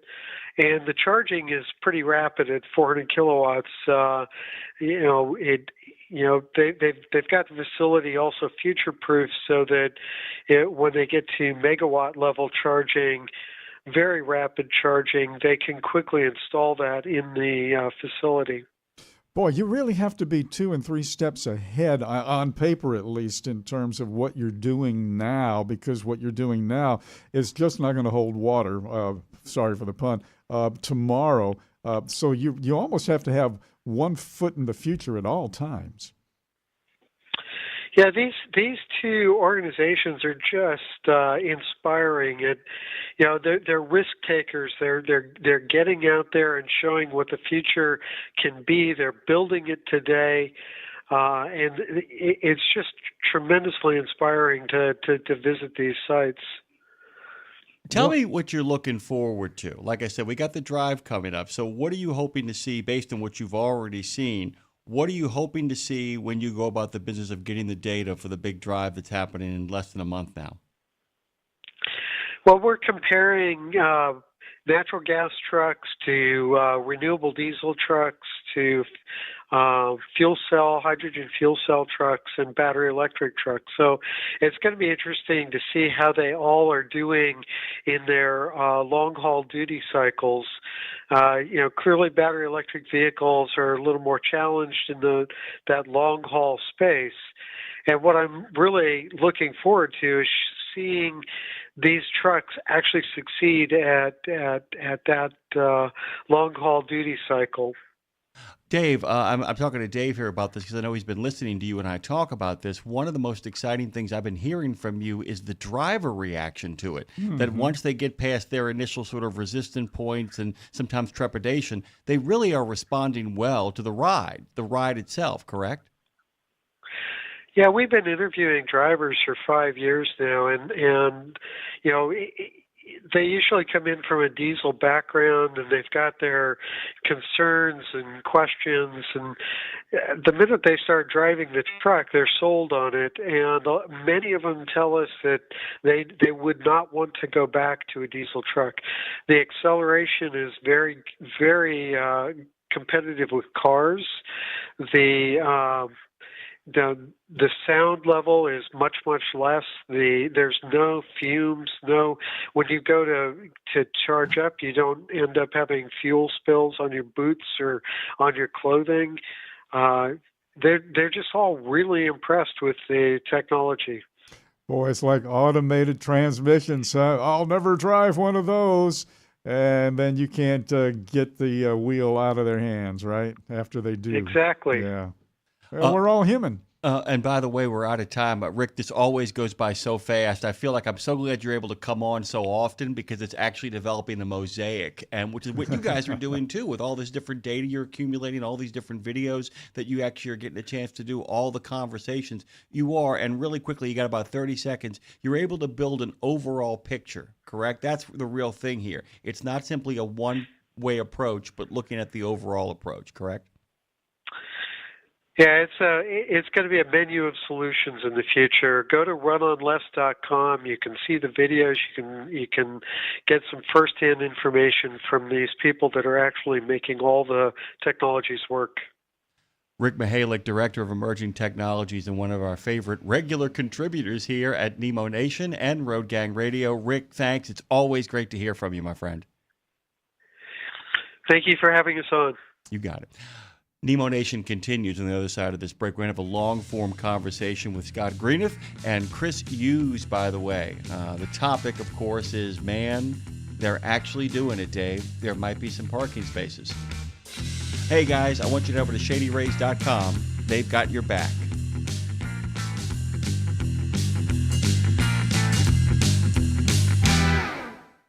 Okay, you've heard the horror stories of how folks have lost their life savings when the market tanks. Is there a way to invest and make money without risk? Believe it or not, yes. Since 1995, Americans who cannot afford to lose their investments have used fixed index annuities. You get guaranteed income and protection from market downturns. It's a win-win for you and your future. And to learn more, dial pound 250. Use the keyword Truckers Wealth to get in touch with them today. Did you know it's extremely easy to join the Wreaths Across America mission to remember our fallen heroes, while at the same time honoring those who are currently serving our country and their families? Plus, you're helping to teach our younger generation about the value of freedom. With just one $17 donation to Wreaths Across America, you're sponsoring a fresh Maine Balsam Remembrance Wreath. They've really become a symbol of America's respect for those who bravely served and are no longer with us. To sponsor your wreath, just visit wreathsacrossamerica.org. That's wreathsacrossamerica.org. Check out the new over-the-top lineup at participating Country Pride and Iron Skillet restaurants. 3 gigantic sandwiches loaded with flavor. Try the chicken parm stack, the big country combo, or the ultimate smash melt. The ultimate smash melt. 2 delicious smash burger patties, surrounded by 2 grilled cheese sandwiches. 2 sandwiches in 1. Visit your favorite Country Pride or Iron Skillet restaurant and come hungry. Available for dine-in only at participating Country Pride and Iron Skillet restaurants inside TA or Petro Travel Centers. The Joshua Chamberlain Society is unlike any other veterans organization. It's truly a family, and I know that firsthand from working with them myself. Their mission is to make wounded veterans and families of deceased veterans feel the support and appreciation of their community for life.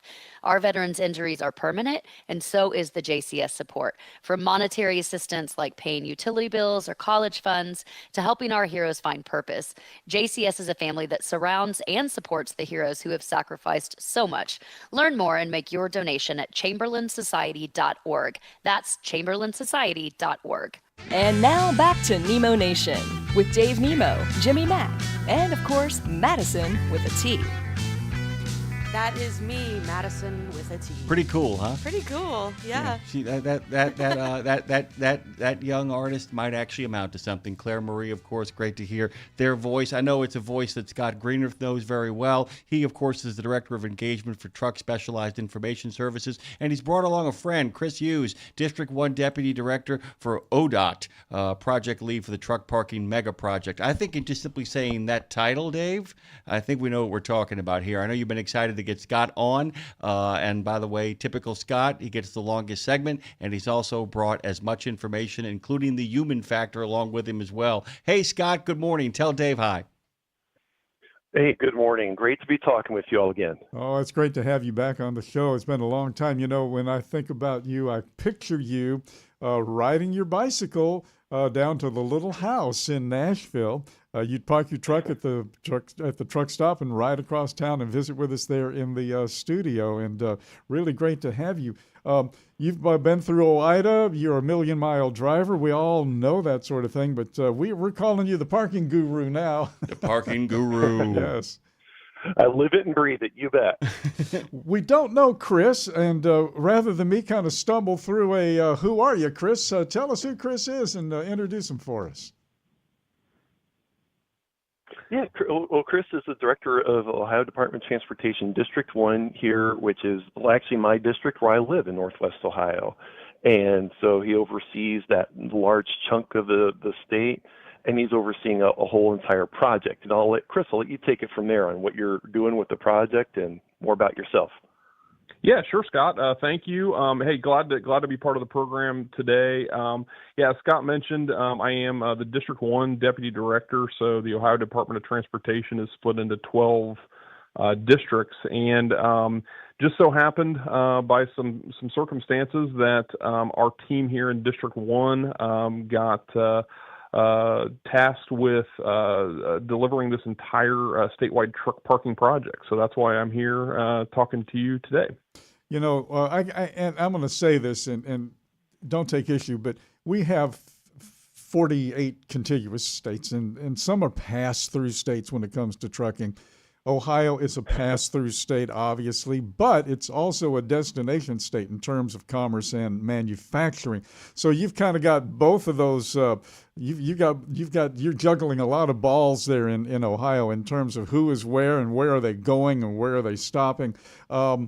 So by the time you guys get through with this project, the truck parking mega project, and mega is an important word here, after he says you're going to have more parking spots in Ohio than any other state in the union, large or small. That's saying something.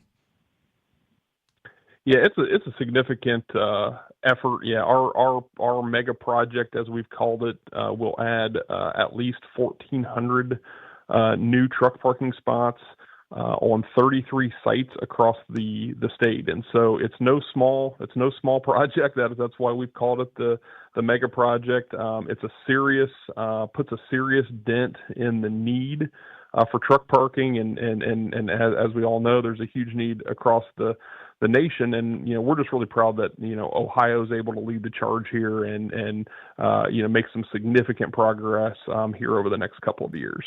One of the things that happens is when you do something right or you engage in a pilot program is that all eyes kind of turn to you, and there's an expression from theater called from page to stage. And almost immediately when I say that, you know exactly what I'm talking about here. There's a moment this goes from white paper to reality.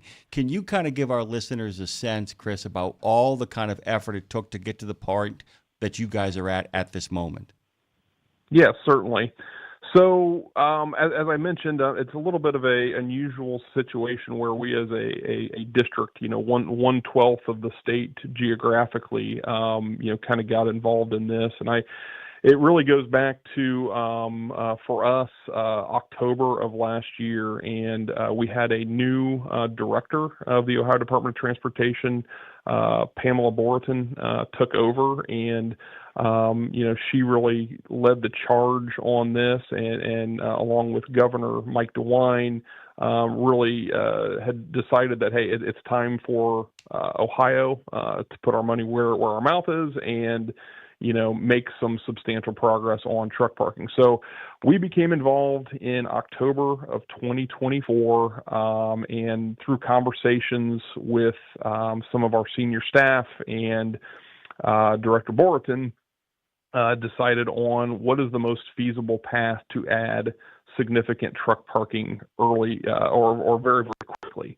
And that really became a couple of things. In order to deliver this on the timeline that we were looking at, which is over the next couple of years, first of all, we had to limit ourselves to land that was already owned by the state of Ohio. And so all this truck parking that we're talking about as part of this mega project will be built on land that the state of Ohio already owns and controls. So we're not acquiring any new property. The next big challenge really became, okay, how do we get this done, right? Because we don't, we found the land. We actually started with over 100 sites across the state, which could be potentially suitable for truck parking. Eventually whittled that down to 33.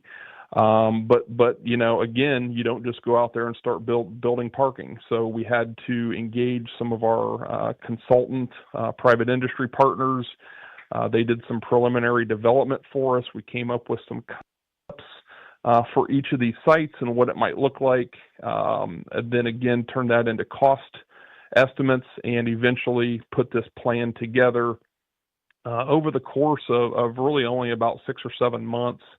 That has put us in a position now where we're going into the detailed design process and are going to be moving forward and early next year breaking ground on our first sites. You start, and for the casual listener who just kind of listens on the surface, okay, you start off with about 100 sites. You whittle that down to 33, so the immediate response is, oh, well, they're only going to do 33. But you got to remember, we're not talking about 33 parking spots like I've seen press releases coming out of some states that say, we're putting 33 new truck parking spots out there. No, this is 33 sites that are going to be spread around the country with at least 1,400 new trucking parking spots. So those numbers are a little bit tricky when it comes down to what they really mean, Yeah, it is a lot, and one of the things too about this is we actually started out with a goal of 1,000 parking spots. We were really trying to hit that goal of 1,000 spots. And one thing that I didn't mention really going on through the first half of this year was our state legislature. And so the funding to be able to do this, we've got $150 million secured in our state transportation budget. And so discussions with our biannual transportation budget, the Ohio General Assembly, through their support behind this effort. And again, at that point, we were, our goal was 1,000 spots. And we're very, very fortunate to say that, we believe we're going to be able to exceed that, as I mentioned, at least 1,400 parking spots at these sites. And you're right, 33 sites. That's not, we've touted in the past, and other states have touted, hey, we're going to add, this many parking spots at various sites. We're talking about 33 sites across the entire state, and I really mean across the entire state. This isn't just a regional project. This isn't just in the major urban areas.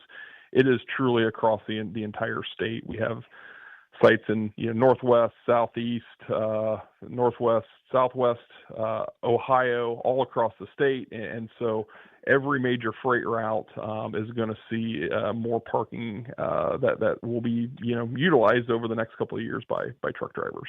Chris, I want you to. And Chris, I think when you talk about, I was going to say, Chris was real quick thought there with the major truck route for sure, I-71.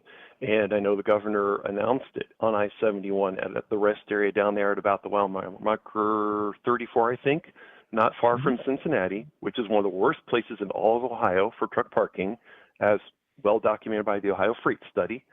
And I believe, isn't that one going to get 100 new spaces? Wow. Like behind the rest area there? Yes, that is correct. That is just on the southbound side. So that rest area, that existing rest area there in down there as you're coming into Cincinnati and Warren County, we will be adding, I believe our exact number is 108 parking spaces just to that one site. And so that that really brings up a good point too, because again, these sites all look different. These aren't cookie cutter sites.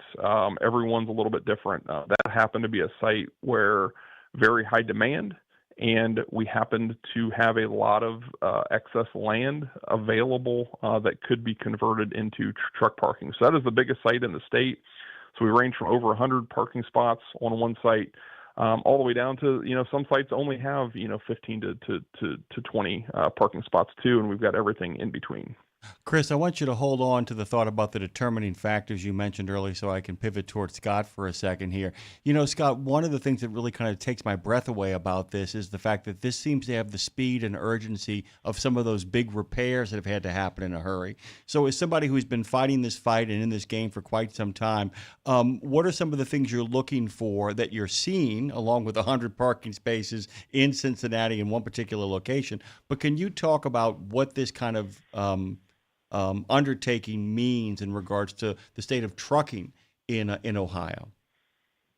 It means safer roads, plain, simple, and bottom line. That is because we know when you're trying to get into the Cincinnati area, for example, that I know all too well from Dave was talking about me going from Northwest Ohio, Southeast Michigan, down to the Nashville area all the time. I'd go through Cincinnati, not on 71, going down, but on the way back, A lot of times I go to New York, and I'd always look at that black hole on the map at Cincinnati and truck parking, and it's going to alleviate some of the stress from truckers by saying, hey, that's right, now there's that spot available, then there's that other spot available that's been added, in addition to, of course, the private truck stops out there that are adding some spaces too, going along. So that's the number one thing. And when you talk about the speed, the thing that I know I've heard from folks at ODOT as well is that, and Chris alluded to this, and I don't want to get Chris into the whole politics thing here, but just to touch on the fact that they do matter, under prior administrations, truck parking in rest areas was not a focus. I'll just put it that way. I've heard from people. Really? I never would have thought of that. Yeah, exactly. That's why they never talked about it. Yeah. Okay. Yes, and then clearly when Governor DeWine came into office, one of the first major things he did was in 2019 increasing the fuel taxes. Now, everybody listening right now is not going, yay! I remember that day. I popped the champagne cork when I got home and celebrated the higher fuel tax in Ohio. But that is making this possible because we all know the inflation that's occurred, the cost of doing these projects has only gone up, but I'm incredibly proud that ODOT has listened to the trucker input, and I've helped facilitate some of that in the background. That's one of those things I get to do in my job that I love, is contribute to state freight studies, truck parking studies, and now they're in a position to be able to deliver under an administration that really, clearly, absolutely flamingly values this, because you've got 3 projects really going on that we can talk about here. One is, for a few years already, converting former way stations to truck parking. ODOT has done that in multiple sites. Then you've got the rest areas being completely rebuilt from the ground up and expanding truck parking when they do that, which is adding, I think, 400 spots all on its own through that program, and then the mega project, which is the ginormous one. So 3 different things going on. Chris, we're going to stay with Scott just for another moment here. We have some time. This is our long form session here on the program. One of the early contentions about, well, we need more truck parking was, well, wait a minute. Let's see how much we have and how much that is being used. And then we have the truck parking information services with the message boards and the texting and everything. You guys at Truck Specialized Information Services are deep into that. As Director of Engagement, tell us a little bit about what you guys do, because this is kind of 2 sides of the same coin. You need this and you need that to make it all work together.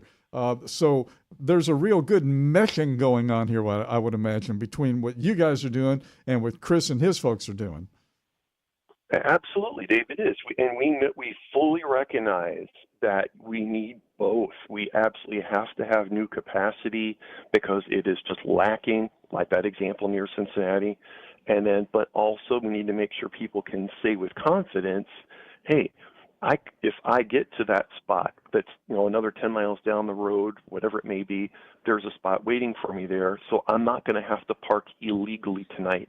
And we never want to have that happen because we know that person could become the next Jason Rivenberg, the next Michael Boglin. And so we want to avoid that. We want to make sure people can say, hey, there is a spot there. So that's why we do those real-time truck parking information systems around the country.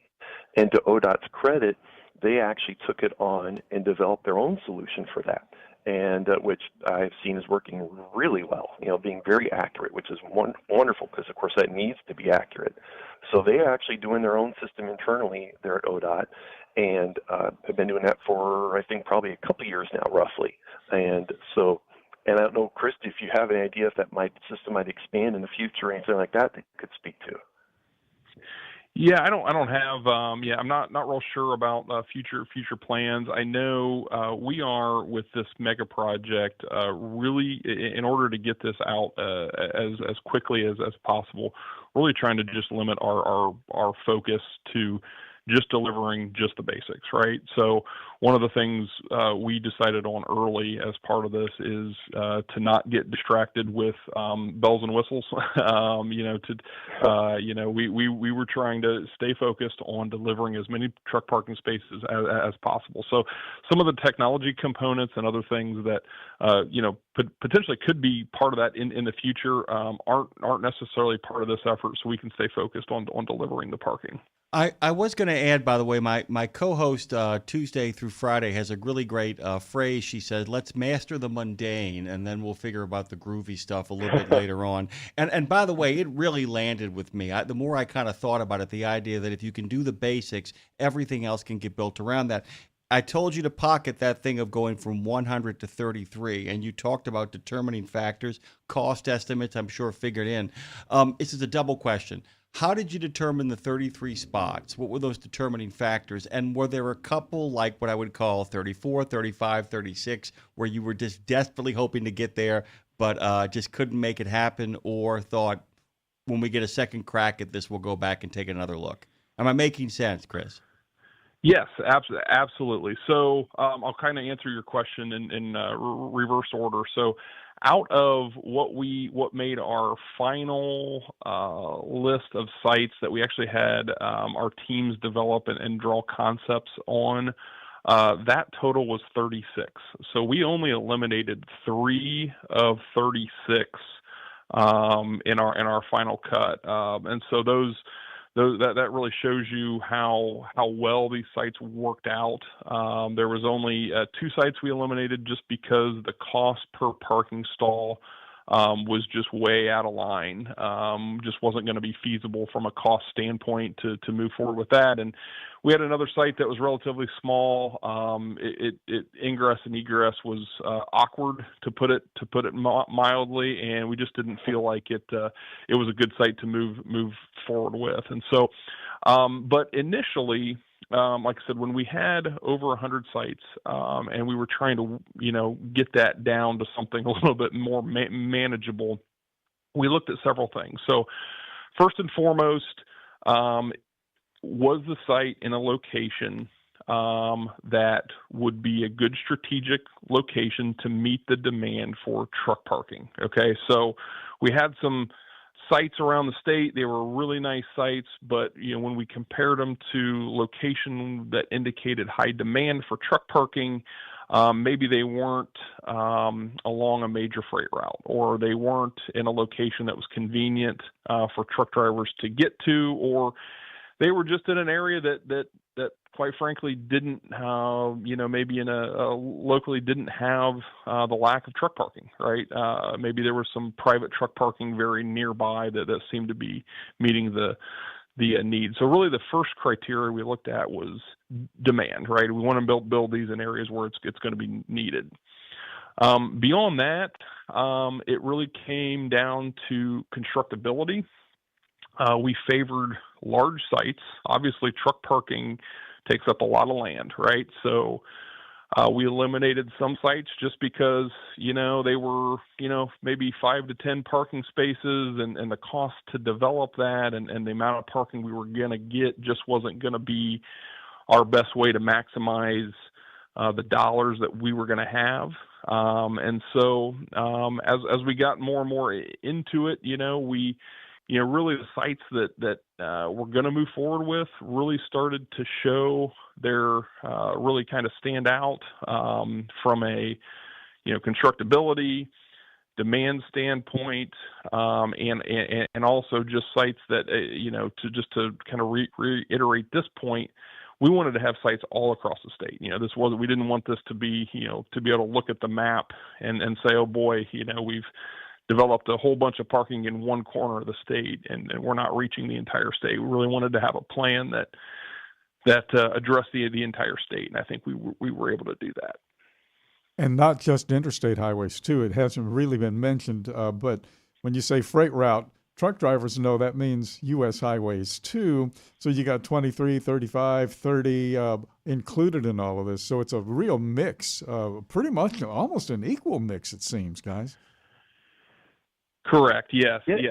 Certainly, that's a good point of clarification because certainly freight doesn't just mean interstate, and also we've had some good feedback from folks like Scott and others in the industry that if they're truck drivers, because they spend so much time looking for parking, it can be even several miles off of the main route and still be attractive. So we've got some sites that maybe they're not right on the interstate, like a rest area type site. Maybe they're a few miles off route, but it's a really, really good site. And so we're going to be developing a few of those sites that might take drivers just a few miles off of the route, but again the attraction of having safe, convenient, easily accessible, and reliable parking we feel is going to certainly make those sites utilized.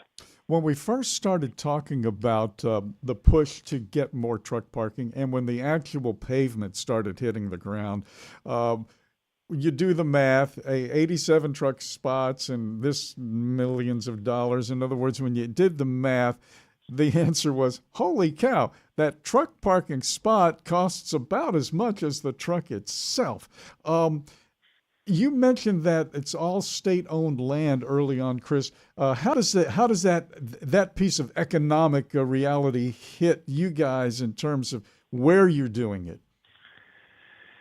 Yeah, it is certainly sticker shock when you first look at that, because intuitively, you look at the cost per parking stall. It is high, and it's we initially went in with a estimate of approximately $100,000 per parking stall. I think what we're going to be able to deliver is going to be well under that number. But you got to think too, that's not just the cost for the pavement for that parking stall. Right. That is the cost for access to the site. So any ingress, egress, that could be ramps, that could be driveways, or whatever the site might require. That's also lighting. So one of the safety features that we are going to be including in all these sites is lighting. So every site will be well lit at night.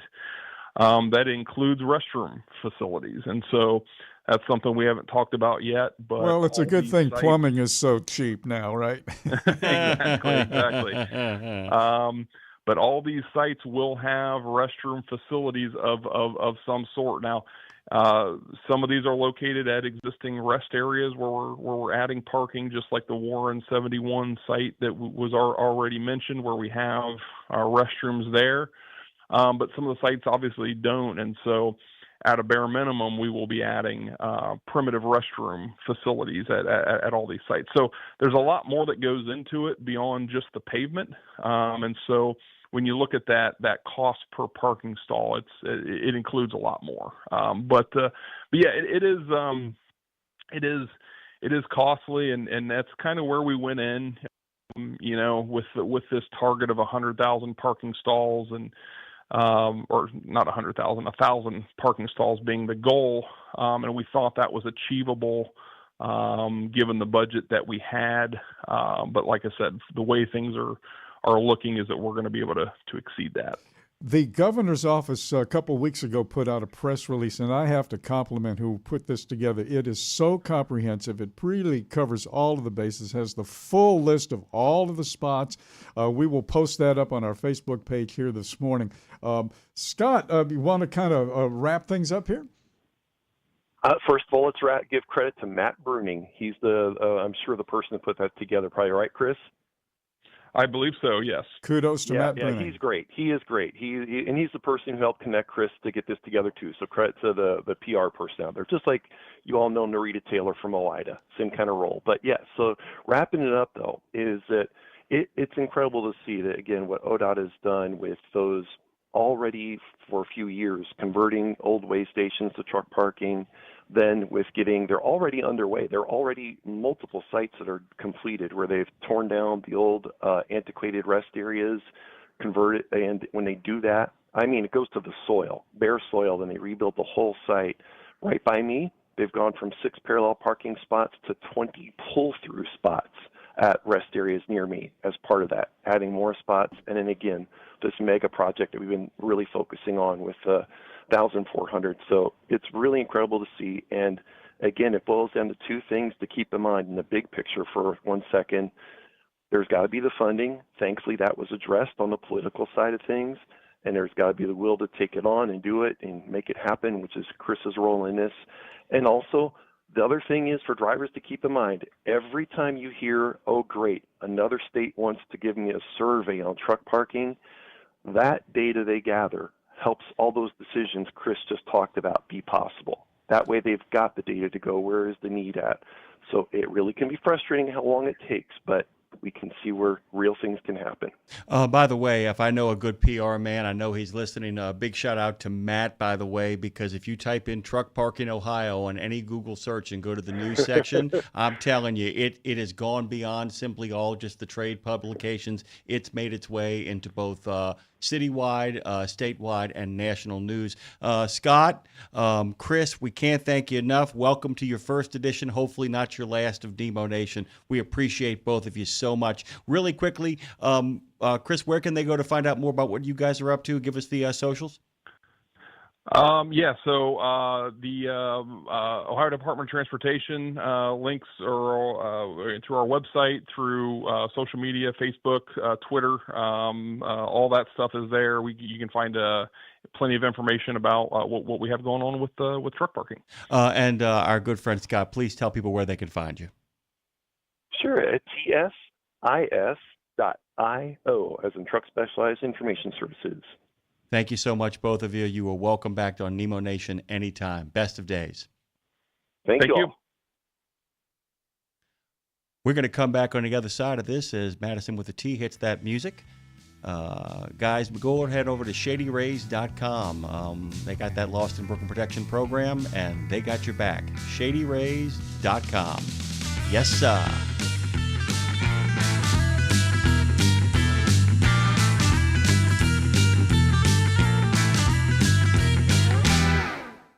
Check out the new over-the-top lineup at participating Country Pride and Iron Skillet restaurants. 3 gigantic sandwiches loaded with flavor. Try the chicken parm stack, the big country combo, or the ultimate smash melt. The ultimate smash melt. 2 delicious smash burger patties, surrounded by 2 grilled cheese sandwiches. 2 sandwiches in 1. Visit your favorite Country Pride or Iron Skillet restaurant and come hungry. Available for dine-in only at participating Country Pride and Iron Skillet restaurants inside TA or Petro Travel Centers. The mission of Wreaths Across America is unwavering, remembering our fallen heroes, honoring those who are currently serving, along with their families, and most importantly, teaching the next generation about the value of freedom. And you can join our mission with a $17 donation that sponsors a fresh Maine Balsam Remembrance Wreath. Each wreath will be laid in honor of a veteran who gave the ultimate sacrifice for our nation. To sponsor your wreath, please visit wreathsacrossamerica.org. That's wreathsacrossamerica.org. There are precious few nonprofits in the trucking industry, and even fewer that make a tangible difference in the lives of professional drivers. So thank goodness for the St. Christopher Fund. Since 2008, over 4,000 over-the-road semi-truck drivers have turned to the St. Christopher Truckers Fund when a medical issue took them out of work. The SCF steps in and pays necessary household expenses such as mortgage, rent, utilities, insurance, and vehicle payments. The SCF also provides free health and wellness programs for drivers. So find out how the SCF can help you, or help the SCF yourself. They'll turn your dollars and cents into that tangible difference for the professional drivers who need it most. Support our highway heroes with a donation at truckersfund.org. And now back to Nemo Nation with Dave Nemo, Jimmy Mack, and of course, Madison with a T. That is me, Madison with a T, and this is Nemo Nation. Welcome back. It's your post-trip for Nemo Nation. It's the final hour of Nemo Nation here. Guys, welcome back. That's okay. That's okay. We roll along. We figure out as we go on. That's all good, man. I'm telling you, that new sound design is pretty darn terrific. great to have all you guys here. Great to have Madison with a T and Phone Master Dre, our good friend Dave Nemo. Of course, it bears his name, Nemo Nation. There was something I kind of alluded to, Dave, before we actually told Scott and Chris goodbye. I like those kind of segments, by the way. I like process segments, and I don't mean process in regards to PR. There are process stories, and there are stories that are about the process. You follow me? Process stories about the politics, about how things are framed and how things are kind of, made to look. And then there is the process itself, watching the policy in process. And I really enjoyed that conversation because we covered not just the fact that their grand announcement. We got a sense of a couple of things at play here that are really kind of interesting. And, and Marshall, by the way, points out, he says, like him or hate him, Trump is making things happen. So refreshing to see things happen as opposed to just talking about change. I'm going to push back a little bit while also giving the administration a lot of credit at the same time. This kind of stuff in regards to highway stuff doesn't happen overnight. And a great deal of what is being allowed to happen here has happened because of the bipartisan infrastructure project previously, which, by the way, was both sides. Both sides worked on that. This kind of now pro-trucker policy they're having is beginning to kind of show and giving governors permission to pivot into these sort of projects as well. What I think is really cool about this, really cool, is that the speed at which there were a lot of accidents that have happened over the last couple of years. The one in Pennsylvania, the one in Los Angeles, the one over at the bridge in Baltimore, where rather than just saying, oh, that's how things are and we're going to have to live with it, it's going to take. Remember how long the Pennsylvania bridge, the Pennsylvania exit accident was going to take to repair? Oh, yes. It didn't. Yeah. They got it done. Remember how long it was going to take in Los Angeles to fix all that stuff that had happened with those big accidents and those fires? It didn't.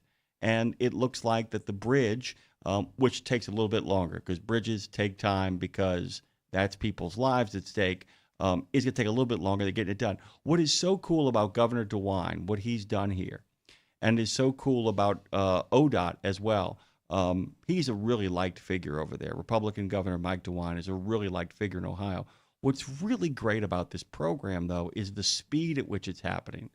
It's not a conversation to have a conversation about the possibility of having truck parking. My joke through the decades has been, we could just take all of the studies and use that paper and pave truck parking. Yeah, exactly. Yeah. And the other thing that's at play here is the fact that, one parking spot is expensive. So if you're going to spend that kind of money on one or two parking spots, might as well go all in. That's the other thing, too. There's no piecemeal here. This is an all-in project. This begins as one district out of 12. 1/12 of the entire state of Ohio. And what a great job creator, too. Yeah, and I mean, it just absolutely, well, it's a great job creator for two reasons. Number one, it's a great job creator for creating the spots, but that's the short term. Eventually, they're finished. Number two, what's really cool about it is think about all the restaurants that will benefit. Think about all the grocery stores that will benefit. Think about all the services around those places that will benefit. It's what they call, infamously or famously, the multiplier. There's a real multiplier at stake there. And think about the safety that Scott talked about. And I don't just mean for the truck drivers. I mean for the number of people who drive up and down those roads on a daily basis, that people aren't going to be pushing themselves to get further down the road to make their way to the available parking if there is any. When there was somewhat of a push, maybe 10, 15 years ago or longer, about women behind the wheel of commercial motor vehicles.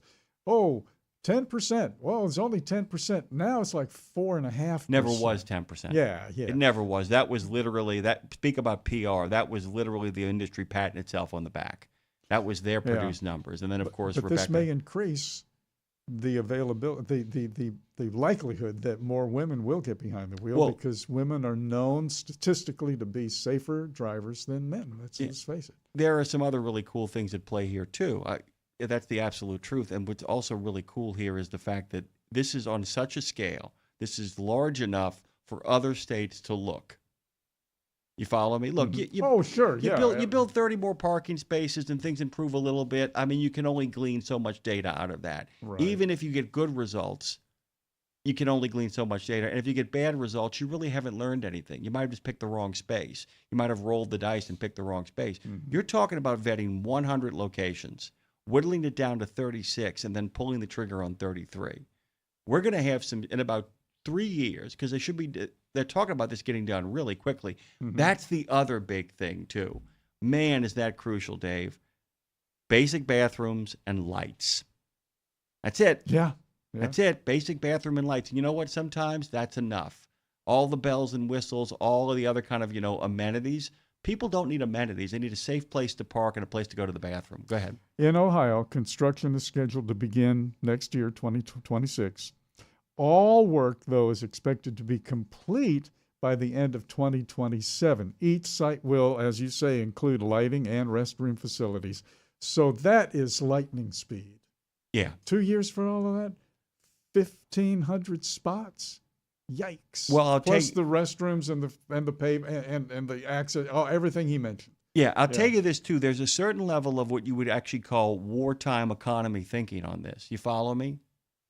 Mm-hmm. We've gotten so used to where are my bells? Where are my whistles? I think we've deprived truckers of adequate parking for so long that at this point, accessible bathrooms and well-lit spots that are safe are in and of themselves a luxury.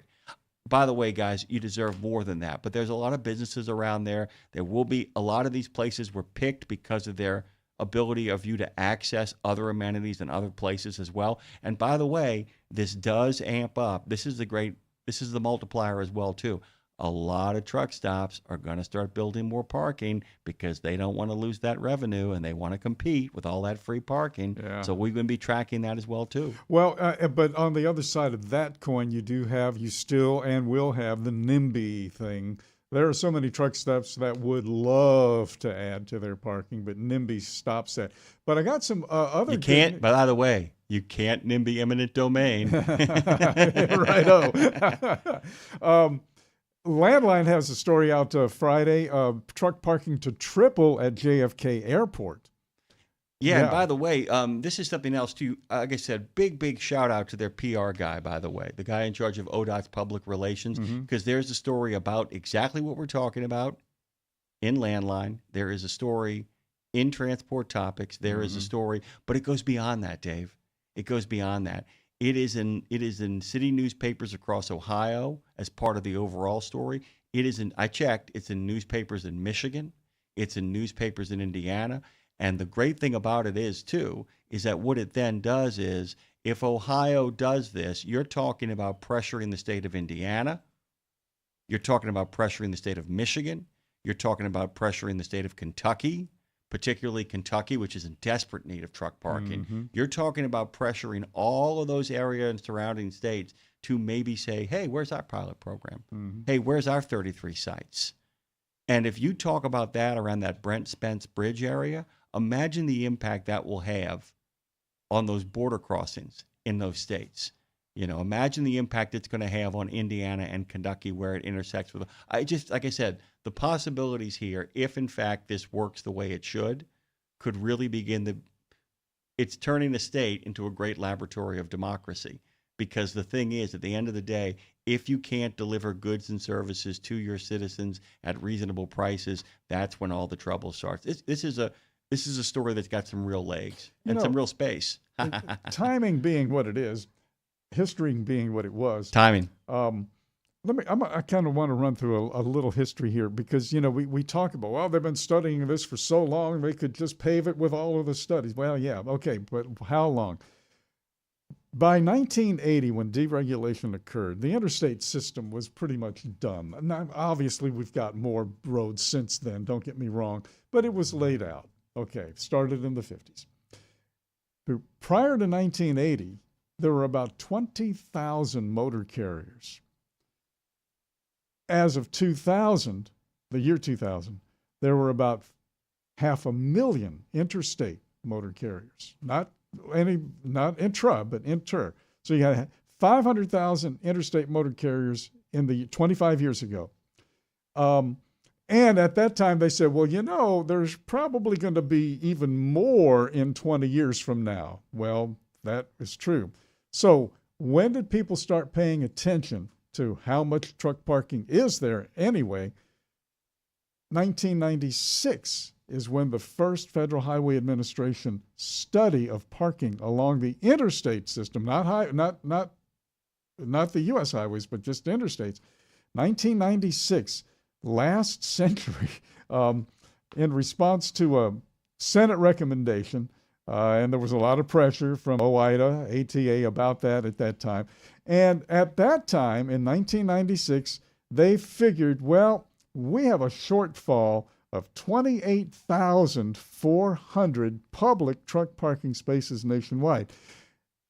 And the study only took state-owned rest areas because the truck stops, they didn't want to participate in this. Only 17% of commercial truck stops and travel plazas on the tollways actually completed and returned the survey. So we really started off in a hole, and we had no idea how deep or wide the hole was because it was just out there and nobody really cared that much at that time, except for the truck drivers who couldn't find a place. Remember, nobody cared so much that most trucks, there's a long time where people sat on boxes in trucks.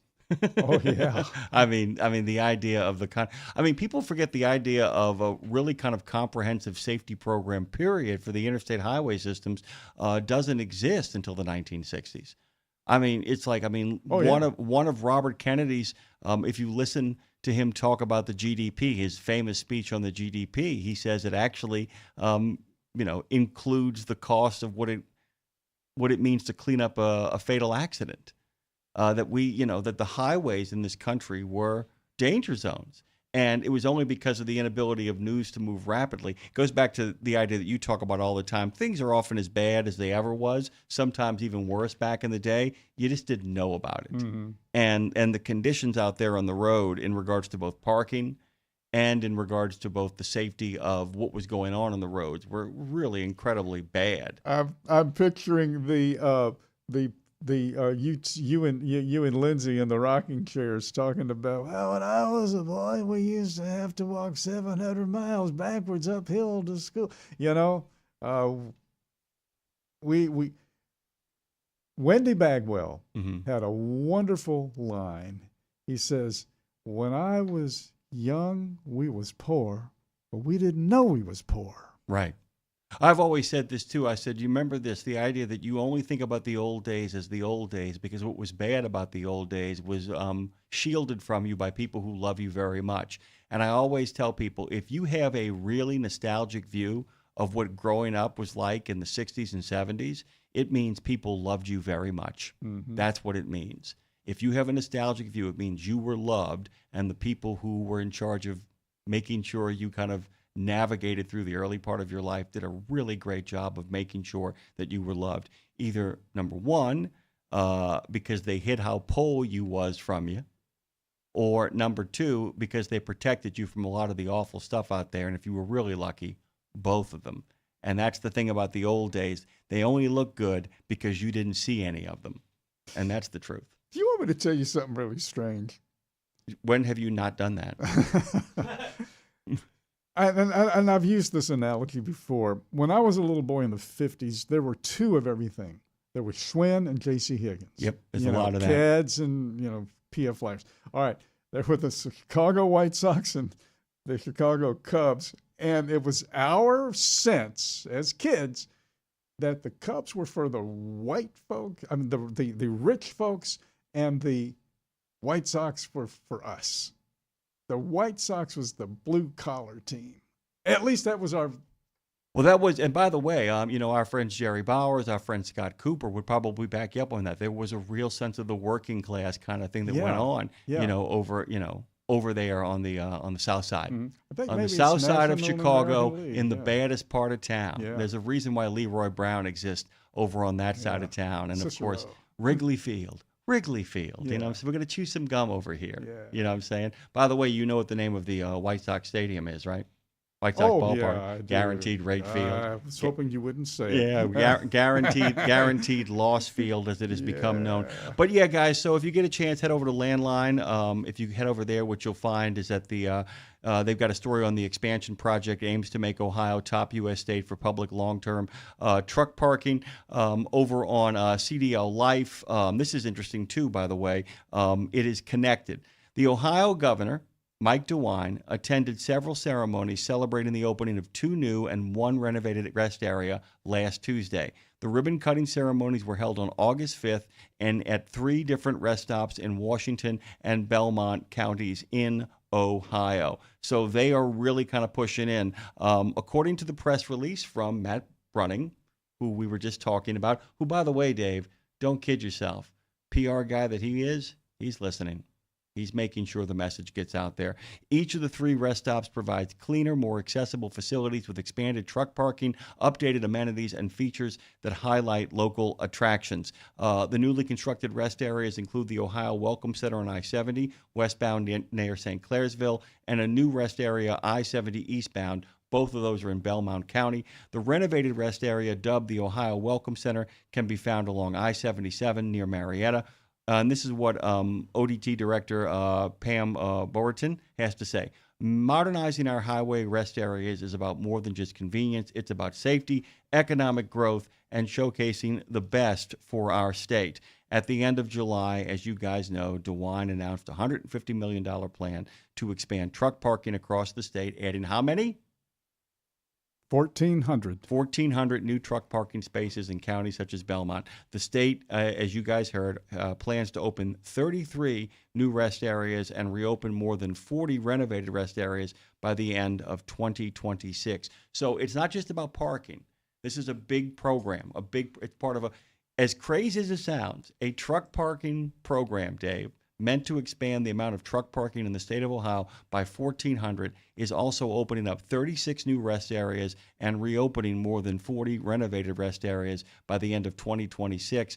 And the truck parking project will be done, as you pointed out, by 2027. Mm-hmm. It's really kind of a great story. Before Dan Ronan gets here, I thought we might take a moment here to kind of talk about some of the folks we got a chance to talk to, some of whom we're going to get back here because, man, Nemo Nation comes fast and furious. It does. And I want to talk a little bit about Kent Grisham, Anne Marie Lynn, and Ben Wilkins. Wanted to kind of dig into that. And one of the things that Kent was kind of showing us is a number of these statewide organizations are realizing that when it comes to dealing with either places like Texas or places like California, there are big entities out there, you know what I'm saying, not just Washington, D.C. But let's face it, as Sergio was talking about, Austin is a powerful engine of economic and cultural change, which means that Sacramento is a massive engine of cultural and economic change.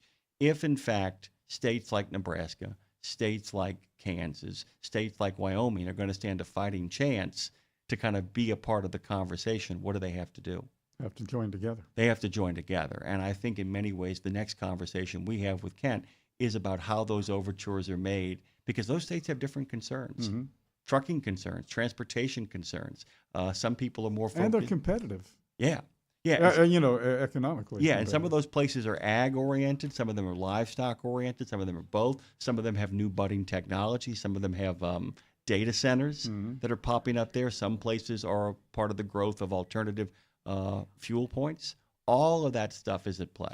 All of that is kind of coming into the question. And so they, banding them together. We got a phone call coming in. We want to talk to whoever it is. Who do I got on the phone? Mark from Ohio. Hey, speaking of Ohio, man, you must be excited. In 2 years, if you can just simply stay alive, you might have a place to park, Mark. Well, yeah, but of course, while they're doing all this, they have to close the first 3 rest areas in Ohio on 75. So your first rest area on 75 in Ohio now is not to get up towards Findlay at the 153. The other 3 are all closed, tore down to renovate. Well, you win some, you lose some. Oh, the price of progress, my friend. That's why I say you got to stay alive, man. You got to get in the game, Got to make sure you're around when they open up those new things. You ever done that, by the way? You ever seen something cool coming and been like, I got to stay alive for that? That sounds pretty cool. I say that every day. You ever had that, Mark? No. Well, you will. not that I can recall. Not that I can recall. Right now I'm just more worried getting through the next couple of weeks, and then with my other surgery coming up, and hopefully it'll be a lot better. By the way, my friend, I was so relieved when you actually sent me those messages. Delighted. Can you tell the rest of our listeners what's going on, though? It looks like you're making some good progress, right? Yeah. Well, I had PT again this morning. I can get my knee bent to about an 4-degree angle where it starts to really hurt. So still tightness of the muscles that we got to still work out. I have my post-op tomorrow, so hopefully I can get some of these bandages off the leg, which might help some of the mobility as well. But other than that, yeah, I'm walking better, feels better. But of course, it might also be all the pain meds I'm still on too that are helping mask some of those things. Let me ask you a question now that you're back behind the wheel of your truck, correct? Nope, I'm off until the next year. Okay, are you driving yet? Are you driving an automobile? Yes. Okay, so let me ask you, given what you're feeling right there, are you able to do you feel comfortable operating? Yeah. Okay. Okay, Yeah, so it just takes some turning my leg into a pretzel, getting in and out. With the door. The door could go like 3 more degrees wider. I could get in, no problem. But well, those Miatas it are is pretty what it is. small to begin with. yeah, I mean, what are you doing? What are you doing driving a Miata? I mean, come on, man. What is it? What, by the way, are you driving, by the way? How are you kind of navigating that? Give us a picture of what you're having to kind of slide into. A 2024 Jeep Compass. That's not bad. Yeah. That's not bad. I mean, that actually... but those doors are narrow, though, on the Compass, aren't they? Yep. Kind of. Yeah. They are. Oh, yeah, that's right. Mm-hmm. That's right. So there's plenty of room in the cab. It's just getting into it that's kind of a pain in the ass, right? Yep. So it's like I got to swing my leg up and over the door latches and everything, and then back between the post and the door to bring my foot back in through the bottom. Oh, my God. Yeah, but something you've never thought about before. You were doing it, but you never thought about it. Now you have broken it down into 7 steps to get in the car. Well, that's the other thing. And Dave, actually, I know you've been through this. I've been through this, too. This is something that comes up. People don't realize it, but when you get injured, it's kind of like when you do garden work for the first time in a long time, and you're in good shape. If you're in good shape, you're like, oh, I can just do this, no problem. And then you discover you had muscles you never knew existed. Oh, yeah. And it's the same thing where you become micro-aware of all the different things that can possibly go sore. I'm going to write that down. Micro-awareness. I tell you, Dave, there is something in my forearm, by the way, that never used to hurt. And now that I've been doing something with weights, it's like right at the elbow area, and I can feel it throbbing. You know what I'm saying? And it's like it throbs on both sides. So it isn't like I've got like a growth someplace, but it's just like a muscle I wasn't aware of until I found this new workout. And I can imagine you're finding out you have soreness in places you never thought were there. Correct? Yep. I had a problem with my left arm, and it was hurting real bad around the bicep, where the bicep meets the crook in the elbow. That, by the way, is a biological term, the crook in the elbow. The crook in the elbow. Yeah. And I went to the orthopedist, the same place I had my rotator cuff surgery years earlier. And he started talking about, well, what we're going to do is we're going to open up the arm. We're going to take this muscle and move it over here. We're going to take this ligament and move it over there. He scared me so bad, my arm felt wonderful when I left. I'm cured. I'm cured. Mark, thank you for the call. Please keep calling and keep us up to date on your recovery. Yeah, we can't wait to have you back on the road. One more safe driver is always a good thing. Thank you, sir. Yep.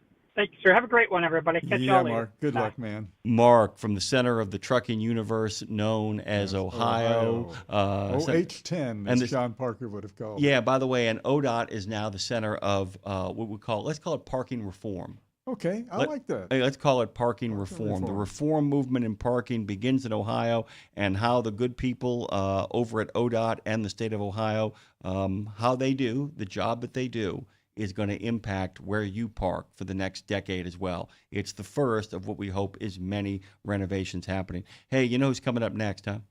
Yes. I was thinking about Dan Ronan and how he is going to be regarded once he passes away. We're all going to do that. So I always hate to say it, but it's true. Everybody. He's on the phone right now, right? No, I'm kidding. He's going to be known as one of the greats of this field. Journalism and radio. Oh, and transportation. And transportation. The trifecta. A transportation journalist. And by the way, she didn't pick up the phone to call him until after you said that, by the way. What are you doing, man? Hey, at some point, everybody out there, you're all going to die. Welcome to Nemo Nation. We'll talk about you. Yeah, but we'll talk about you, man, when you shuffle off this radio coil and this mortal coil. But by the way, Dan Ronan, who we expect to live a very long time, is going to be joining us just here in a minute, guys. Hold on tight. Don't get thrown to the wolves. I want to hear some really cool and groovy stuff. Madison, there you go. Woo, man. I want you guys to go to truckdown.com. They've done the gig since 97. 50 states, 8 provinces. Get out of the ditch, back on the road, truckdown.com. We'll be right back with Dan Ronan on Nemo Nation. Woo! Night Beat tonight, 7 p.m. Central Time. Check out the new over-the-top lineup at participating Country Pride and Iron Skillet restaurants. 3 gigantic sandwiches loaded with flavor. Try the chicken parm stack, the big country combo, or the ultimate smash melt. The ultimate smash melt. 2 delicious smash burger patties, surrounded by 2 grilled cheese sandwiches. 2 sandwiches in 1. Visit your favorite Country Pride or Iron Skillet restaurant and come hungry. Available for dine-in only at participating Country Pride and Iron Skillet restaurants inside TA or Petro Travel Centers. The Joshua Chamberlain Society is unlike any other veterans organization. It's truly a family, and I know that firsthand from working with them myself. Their mission is to make wounded veterans and families of deceased veterans feel the support and appreciation of their community for life. Our veterans' injuries are permanent, and so is the JCS support. From monetary assistance like paying utility bills or college funds to helping our heroes find purpose, JCS is a family that surrounds and supports the heroes who have sacrificed so much. Learn more and make your donation at chamberlainsociety.org. That's chamberlainsociety.org. In a video game, if you get enough experience, you level up. And when you level up, you gain more skill. And with enough skill, you beat the boss and win the game. Sounds a lot like trucking, doesn't it? Except in trucking, you don't beat the boss, you become the boss. And if you want to be the boss, you gotta meet the boss. And that boss? Carrier's Edge boss, Jane Jazrawi. Want your drivers to level up? Carrier's Edge has the training, comprehensive safety, compliance, and best practices on one website. It's a simple subscription with no contract and no commitment. Learn more. Try it out. Level up. CarriersEdge.com. Hey, come on! We're starting the game! All right, I'm coming. Wait for me. CarriersEdge.com. Buckle up, because we're merging back into traffic on Radio Nemo's Nemo Nation. It's me, Madison with a T. Oh, I like that. The video game spot inspired me. I was going to say, I said that you've been listening to Jane Jazrawi, Dave, and I play a couple of video games. Well done. Oh, Dan Ronan, oh, won't you cry for me? Because he come to Nemo Nation with a story for just you. Hey, Dan, good morning. How you doing, man? Hi, Dan. I can't beat that. That's just too much fun. Oh, my goodness. How you doing, brother? I'm sitting here just watching the President of the United States institute putting the National Guard in Washington, D.C. I got CNN on. For it. Says that crime rates are too high and there's too much violence and too much anarchy. And this comes despite his Justice Department numbers showing that violent crime in D.C. is down 28% year over year. But I should point out there are some problems like any big city. There are problems with crime. There are problems with carjackings especially. There are some neighborhoods you don't go into because they're pretty risky neighborhoods, especially later in the day. But so he's putting the police force under federal control. I heard a story about a fender bender, literally a fender bender in D.C. The police were on it. They were handling it. 24 federal agents rushed the scene, man. And, you know, it's like, wow. I live here, and I've lived here on and off since 1983. And I go into some of these neighborhoods as a reporter and, you know, some of these communities. I feel as safe as I do in Milwaukee or, you know, any big city. I mean, New Orleans has got problems with crime. You think? Yeah, I mean, they've all got problems with crime to one degree or another. And, but I should point out the DC police force is understaffed. I heard a statistic this morning that the city needs about 800 more cops. And post-COVID, they had an aging force with a lot of police officers in their late 50s and early 60s. And a lot of officers retired during COVID, and they're having difficulty getting more officers, young men and women, onto the police force. And even though they're throwing big bonuses at them, they're having challenges getting police officers hired into the pipeline. I had a friend of mine who retired from the DC police force a little while ago, several years ago, but he had come to the end of his career. He had done 28 years on the force, and it was just time to retire. He was like, I like the job, but I've been driving in a police car for 28 years and 16 of them on the overnight shift. It's just time to do something else. It opens up a larger conversation too, Dan. This is the absolute. You talk about covering crime in a major metropolitan area. I know you've done that as well too. I used to be an editor at the Times-Picayune New Orleans Advocate, and there was one time that I was covering a theater show in a you know how it is. I mean, often that people looking to produce plays often don't have a lot of money, so they'll go find a space in one of those gentrifying but still kind of sketchy neighborhoods.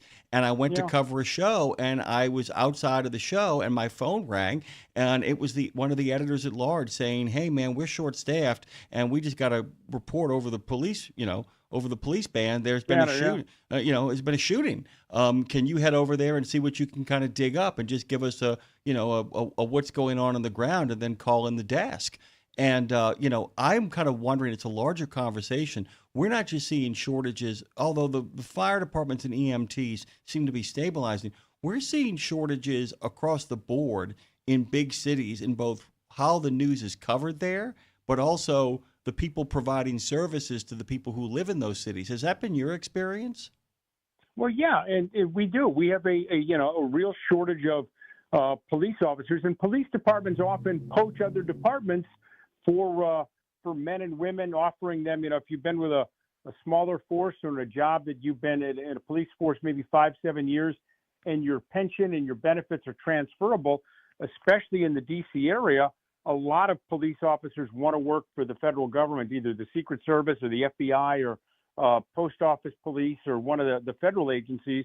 So they'll start with one agency, they'll do 5-7 years, get some experience. Now they know they're pretty seasoned officers, and then they'll go into the federal ranks. And that's also one of the problems that the local police forces, Montgomery County, Prince George's County, DC, some of the others, have difficulty holding on to officers because the federal government is always looking for officers for those jobs, and those jobs probably pay a little better. They're federal employees where you can do 20 years and get your pension, pretty good pension with the federal government.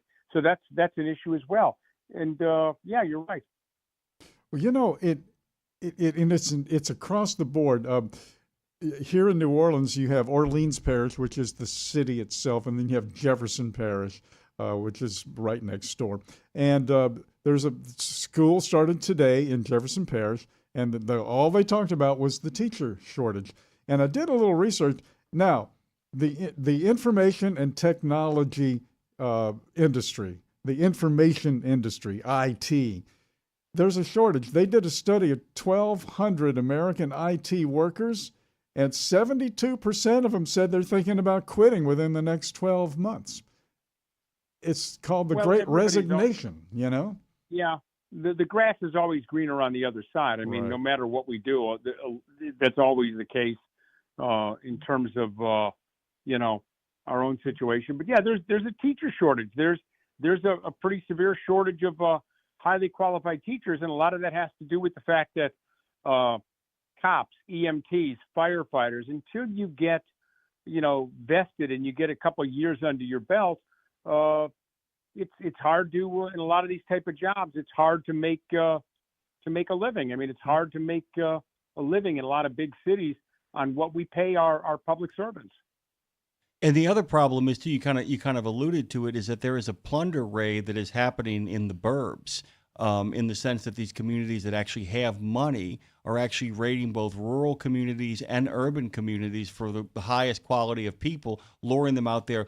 I mean, you have cases where people are getting signing bonuses. And as you said, one of the most attractive things they're doing with police forces these days is that, I mean, my father was an example of this when he retired from Texaco. They actually went all the way back to his time at the DA's office in the city of New Orleans and transferred his pension over into the DA's office, and in doing so, set him up for for actually a genuine pension to get the full 20 in. And it's it's highly competitive, and those are some really great tactics to win over workers, but it's not addressing the real problem. And in some ways, shortages, which by the way, you can make an argument there is no shortage in terms of drivers, but there is a big diesel tech shortage. And there is a coming shortage in a whole lot of sectors. It's why the economy can both feel sluggish and yet underemployed at the same time. I don't know how we got here, Dan, but I'm excited to be here, by the way. Look, here's a run of headlines for you. Healthcare heroes running on fumes. Educators battle burnout and weigh their options. Child care workers under strain. Law enforcement professionals under pressure. Critical industries need a critical eye on recruiting and retention. Recruiting and retention. I remember when that whole thing started in trucking. We went up to Nashville on one of those occasions early on and did a broadcast from the arena up in the tower, and recruiting, and retention. Now it's retention, recruiting. We just keep bouncing. We keep flipping that coin, because a lot of people say, well, they're more interested in hiring new people than they are taking care of the ones they got. And man, is that a mantra that goes back 50 years as far as I'm concerned, I mean, the more things change, the more they stay the same.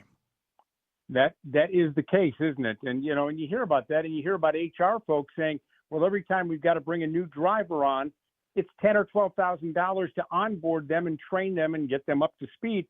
I mean, you spend $10,000, $12,000 on every driver to onboard them. After a while, that becomes real money, Dave. That becomes real money, Jimmy. Well, and I'm going to say this right now. And by the way, there's two things, because you guys have opened up my favorite pet peeve subject, bringing me to the issue of HR. At what point in this country are we going to say that we've had a monumental failure of HR in this country? That human resource departments across the board have had a monumental failure about their ability to keep people on board, about to actually do their jobs and pressure the people above them in regards to strategies to hold on to employees. That's number one. The second thing is the fact that, there's been a number of people I've talked to, Dan, over the last couple of weeks, and I'll say some surprising people that I've talked to, some of them off the record, some of them on, who say that, the big challenge coming up in the next 10 years in regards to the transportation industry, but this applies across the board, that until people start developing genuine in-house strategies for retention, for creating the kind of jobs that people want to stick around in, this is a problem with this massive turnover that is going to go on and on and on. And in truck driving, as in everything else, what we're going to see is a decline in service. That, that some people have 90% turnover rates. That cannot be good for consistency of delivery. That cannot be good in regards to putting your best foot forward with having ambassadors for your company behind the wheel of trucks. Is that until these companies do a really deep amount of soul searching, I'm looking at you, human resources departments, about how it is that people hold on to their employees, this kind of substandard services economy is going to continue. Do you guys have any sense of pushback on that from me, or do you guys have a sense of that maybe that might be the big challenge over the next decade, with the fact that we're graying as an industry and also the fact that we're not onboarding people properly? And then we've got worker shortages. Jimmy, Dave, we won't talk about it, but I mean, I could tell you HR horror stories. And we know. In long, excruciating detail. The one company that I think about that does it well, and my late brother worked for them and saw a pipeline to a career, was UPS.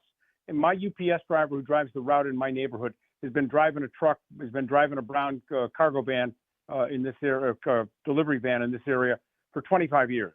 And, you know, gets out of his truck, makes my deliveries, takes care of the stuff that he needs to in my neighborhood. But he's been with them for 25 years. And again, that's a company that has set a standard. Now they're unionized.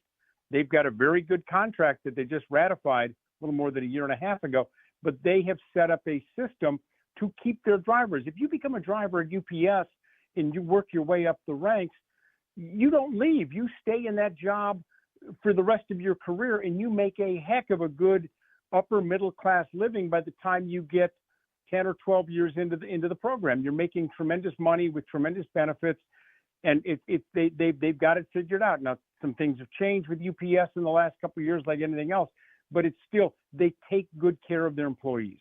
Dan, I'm actually going to agree with you by way of example. So Claire and I have and Dave's been out there, a very nice apartment complex that we live in out in California.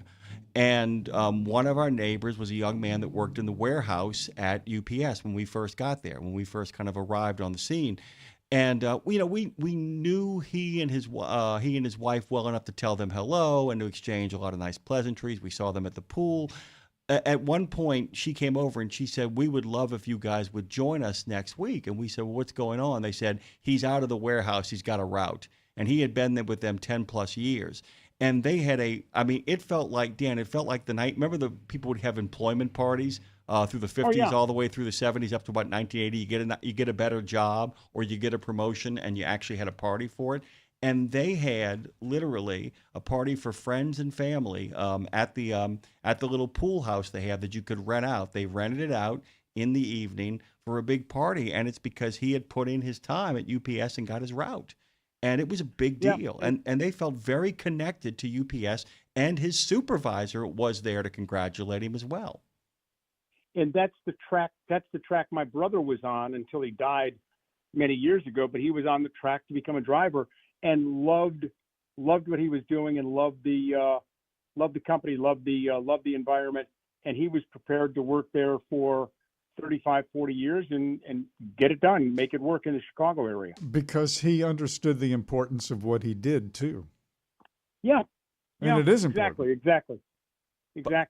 And that has made that company very successful. Like I said, everything's changed. It's not, companies change, they go through different stages like anything else, but they have a basic respect and a basic admiration for their employees, because without their employees, the packages don't get delivered. The other joke I've always heard is somebody said, "Why do the UPS drivers keep winning their strikes?" It's because they can't, you can often paint a union with a very big brush, you know what I'm saying? The problem is that most people know their UPS driver just like you do. We know our UPS driver. Dave knows his. Chris. Chris, you tell him hello. You love seeing them.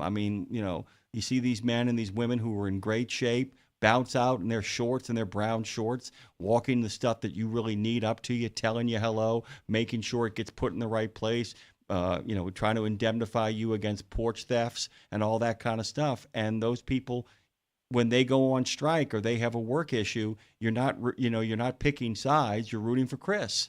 You're rooting for your brother. I'll tell you one thing. Yeah. I covered their strike in the 1990s when I was at CNN, and it was a hell of a strike. It was a hell of a strike, and I had probably not a UPS driver, but someone threw a brick at me as I was trying to interview one of the people on the picket line, and someone threw a brick that landed at my feet.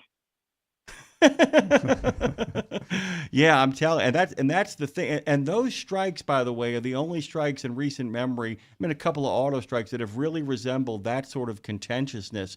But it's one of those 1930s. weird. Yeah, and the thing about those strikes that are so interesting too is those are strikes where actually, usually when there's a strike, you get people in bar rooms across America complaining about how greedy unions are. That was a strike I remember people being like, they got to pay these guys because they knew them.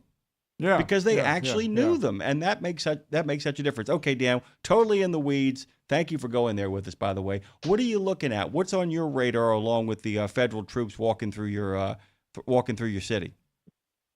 Well, I want to see like anything else. We're all kind of watching to see what happens Friday with Ukraine and Zelensky and Putin. From a national standpoint, trucking, we want to see where things go with these tariffs. I mean, there's a lot of evidence to show that the economy is starting to slow down. There's evidence that hiring is starting to slow. What are we in for the next 3, 4, 5 months for the economy?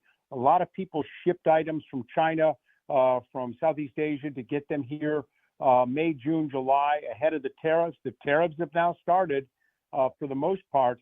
I want to see what the numbers look like over the next 2, 3 months, 4 months till the end of the year. We're already coming into the third quarter, into the fourth quarter here. I want to see where the economy goes, and if it slows down, is the Fed going to cut interest rates sometime in September to give the economy a little bit of a hit? We don't know, but the evidence shows that the economy is starting to slow, and there's some worries about stagflation, stagnant growth and high inflation. And I think that's going to be the story, one of the big stories, the next 4, 5, 6 months and into next year. The follow-up to that really quickly, and then Dave has something for you, is I asked this of Dean as well, and I ask it because I want to make sure that, I have a very, very negative outlook, which I'm hoping doesn't come true. Do you see any green shoots? I keep asking everybody for this, not as a way of take a Pollyanna stance, but is there anything that maybe breaks us out, that gets the economy out of its sluggishness? Not so much, we're not in recession, but anything that can prevent that from happening. Do you see anything? Well, interest rates, if the Fed cuts interest rates a quarter point, they're not going to go a half point, but if they cut interest rates, it'll help the housing market. Mortgage rates are at 6.5%. We got to get the housing market going. But then again, here's one of the problems, guys, is that people in my age who own houses, who got mortgage rates 7, 8, 9 years ago at 2 and 3%, I'm not giving up that mortgage. I'm not going to move unless I really have to, if I'm in that position, because I got a mortgage rate that's 2, 3%. And I'm building equity on my property. Speaking collectively, people in my age group, we're building equity on our homes. So the housing market is flat. It's about ready to bring the defibrillator out. To be honest with you, you talk with realtors, and they say the housing market is in real trouble. That means new home construction is in trouble. That means the trucking industry is not taking lumber and insulation and HVAC units and copper wiring to housing sites. That's a big part of trucking. That's an area where we've got to get something going, and we've got to get the housing market back on its feet, because the higher interest rates and the lack of availability, quantity of houses to sell is really damaging the economy and causing a lot of turmoil. And by the way, really quickly, Dave, I'll tell you this. You know what they don't build in the winter? Houses. That's right. I mean, that's the other thing, not too. Not in Chicago, not in Minnesota. Yeah, the clock is beginning to tick on a whole lot of northern construction sites. If it doesn't get going now, we're going to have to wait until second quarter of next year before we see any uptick in that. That is a big and ongoing concern. Like I said, if things don't get moving soon in the housing market, it's going to go into hibernation, not just metaphorically, literally, and that's a big thing. And we also, and because of the immigration rules, there are a lot of people who work in construction who have decided to go back to their home countries, or they're laying low. And let's be honest here. A good portion of the construction industry is made up of roofers, of contractors, subcontractors who are Hispanic, and they do a wonderful job.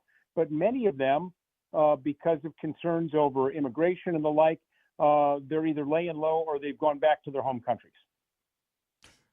Well, circling back to trucking, housing. I mean, there's what is the core element? What is the root cause for a downturn in trucking?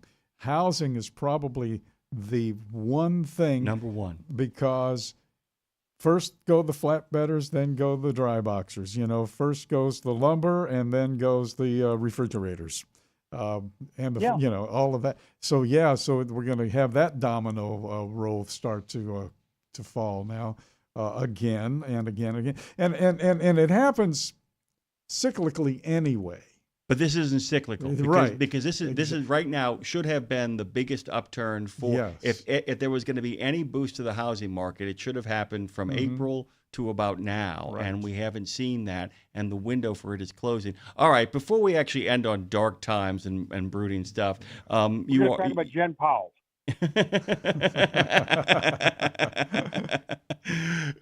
Can we actually take a pivot here really quickly? Because you're such a baseball fan with me, and we haven't got a chance to check in on this. As the season begins to hit what I call its fever pitch place, what are you looking at baseball-wise? What's caught your attention in the sporting arena? Dodgers look good. I mean, they had a big series against Toronto, the best team in the American League. The Dodgers look pretty good this weekend. National League Central, I'm a Cubs fan, grew up by Wrigley Field.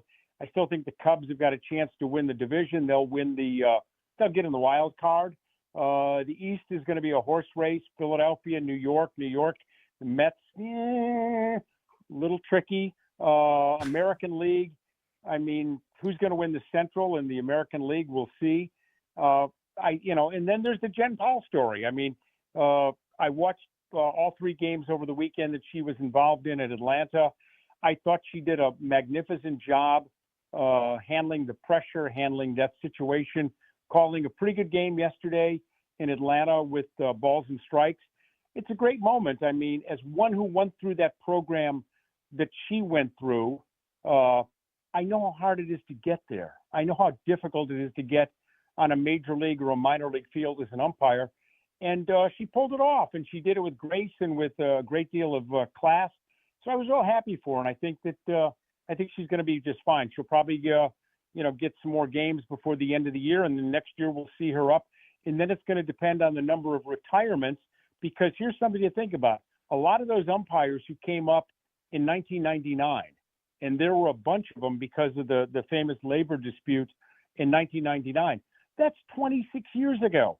Those guys are coming to the end of their careers, so there are probably in the next 3, 4, 5, there's probably 3, 4, 5, 6, maybe 8 umpires who are hitting late 50s, early 60s. They got 25 years in the game, and they're vested in their pension plan, and they're probably going to retire. So there's a lot of AAA guys and ladies who are waiting for those guys to retire. Heck, you got a guy who's umpiring now, Phil Cuzzy, who's a friend of mine.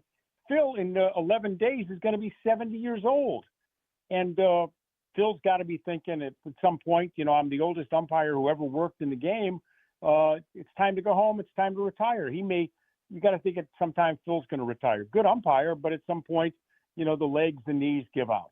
Yeah, and by the way, I don't think people realize that having actually play catcher when you're 15 years old and see how you feel afterwards. Now imagine being 70 and doing the same thing. By the way, she looks like an umpire.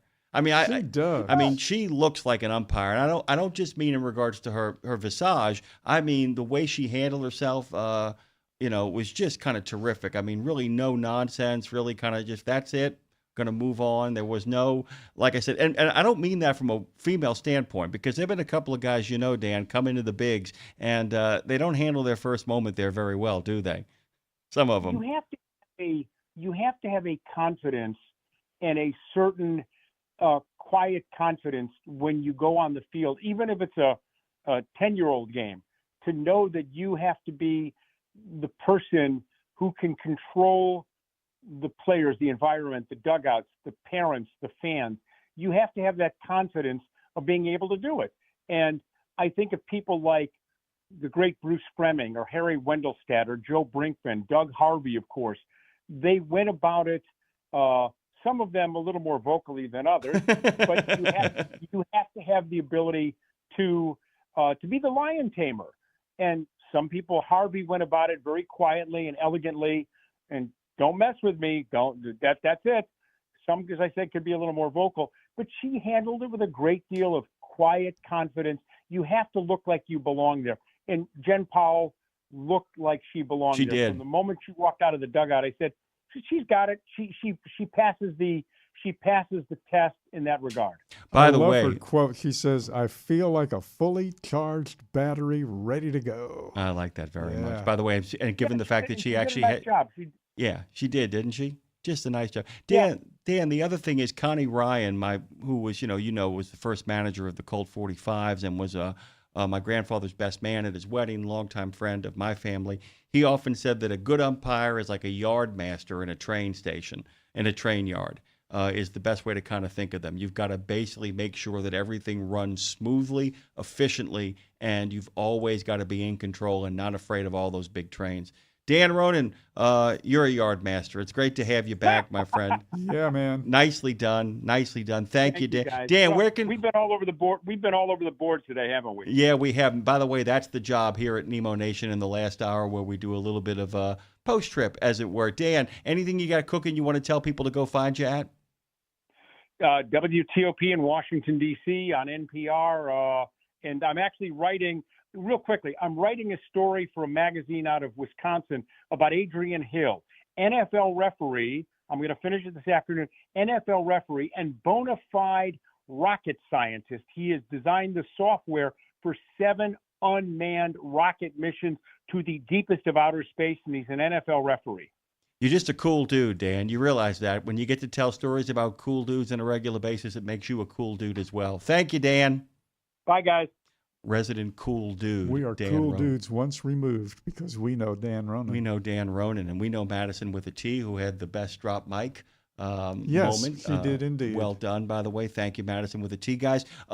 This has been Nemo Nation. It's produced by Madison with a T and Phone Master Dre, who's our senior technical producer. I'm Jimmy Mack. I'm the executive producer of this show, and of course, its host is Dave Nemo. Nemo's Night Beat, by the way, will be tonight. What time? Tonight, 7 p.m. Central Time.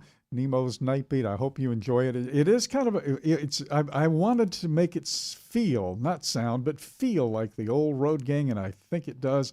Had a bout with COVID, kind of lost a couple of weeks there, but we're back tonight. We're back, man. We are so back here on Nemo Nation. Big thanks to all of our guests, Kent Grisham, Anne-Marie Lynn, Ben Wilkins. We're going to get Joe Lynch back on the show. Yeah. Sergio Avadian, Eugene Malero, Rick Mihalik, Scott Greeneth, and Chris Hughes. That was a great segment. We'll have that up in short order. And then Dan the Man Ronan. Indeed. The king of cool, the coolest dude on the planet. Big thanks to everybody for taking a ride with us. Please give us a call tomorrow as Road Gang Radio arrives on the scene, lean and mean, with myself and Lindsay Lawler. Ed Garston's going to be here, Kevin Lindsay, our friends from Rees Across America. We're going to have a Highway to Health, Jennifer Moorman, Ellen Voya. That's right, that Ellen Voya with her new book out. And then, of course, country and western music news with my co-host, Lindsay Lawler. I don't know, play us a little music here, by the way. Get us the hell out. Yeah, we got a whole bunch of great stuff, too, man. We can just keep talking during this music day, by the way. It goes on forever and a day. This is part of Claire good Marie's music. new sound design. This feels like it's moving. We are moving. We are. Making our way down the road. Trucking with Oida tomorrow morning. Trucking with Oida tomorrow and on Thursdays and Fridays. And, of course, We Should Write will be actually, once again, Emily West is going to be joining Lindsay on Wednesday. Really excited about that, guys. Hang on tight. Don't get thrown to the wolves. And remember, we're always here if you need us. Well, at least from 7 to 11 in the morning. That's it. Done.